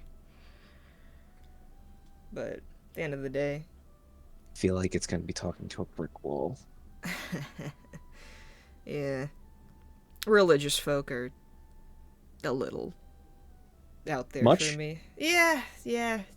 I think it's cool that they got a whole connection and shit, but I never really believed in it. Mm. My dad said he used to believe in the Maker. Changes things when people close to you die. Yeah. She kind of nods.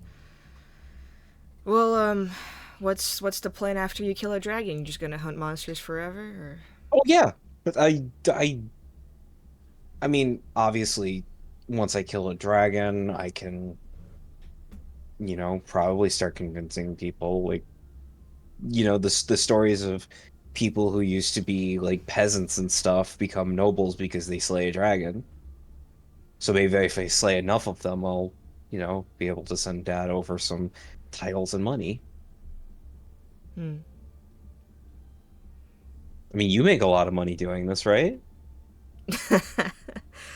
I mean, sometimes, but I don't know. I guess when I was younger, it mattered, and you get to a point where money isn't as important. But around this area, money mostly comes from pirating. Which, you know.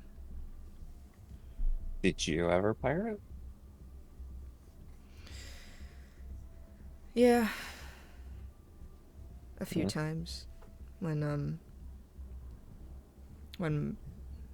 my brothers and I parents died first. It was a little difficult rebuilding, but I don't know. After I found Beskar,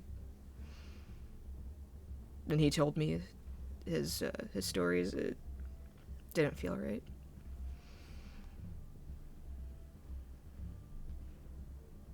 Do you wanna do you want a story my dad used to tell me that he says helps him keep going? Sure, and then I'm gonna turn in because Little drunk, yeah, surprisingly, little sad. always. Yeah. Um, when I was little, like I couldn't remember kind of little, um, my dad had a lot of trouble actually taking care of me. It wasn't that long after my mom had died. He really, really tried for my sake, but there were just days where he just couldn't get up. And there was this village dog. It we couldn't even say it's any one person's dog. It was, everybody took care of him and he loved everybody. But one day the dog just stood outside of our house and just stared at the door. And the way my house was set up, that my dad could see the front door through his bedroom. Um, and the dog just would not let up. He pawed at the door, he whined, he just stood there and stared at the window some days until he got up. And then the dog would go about his business as soon as he got up. And it reminded my dad that, oh, I have things to do. And every day when he had those moments, the dog would just come back to the house and just whine at the door. Alan, He oh, go ahead. he he called that dog his guardian angel or something like that. When the dog died, I was old enough to actually help him through it, but I think he thought mom was guiding him through the grave.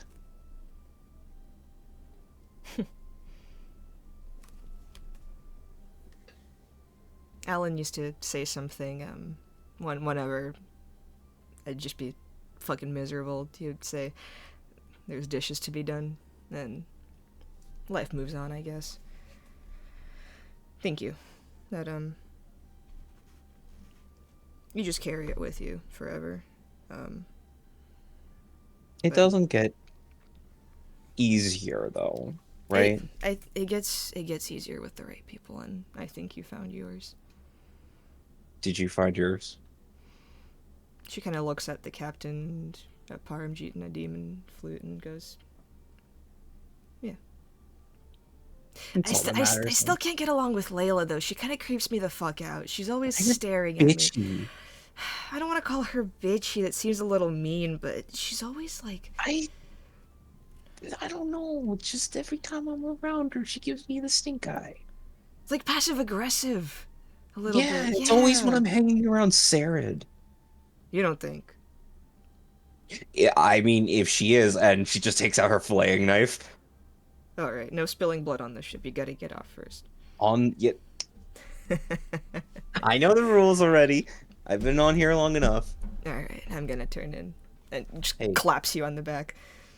Before you go, thank you. Thank you. Stay alive, kid. For me. I'll do my best. And walks off. Would anybody else like to do anything before we end the session?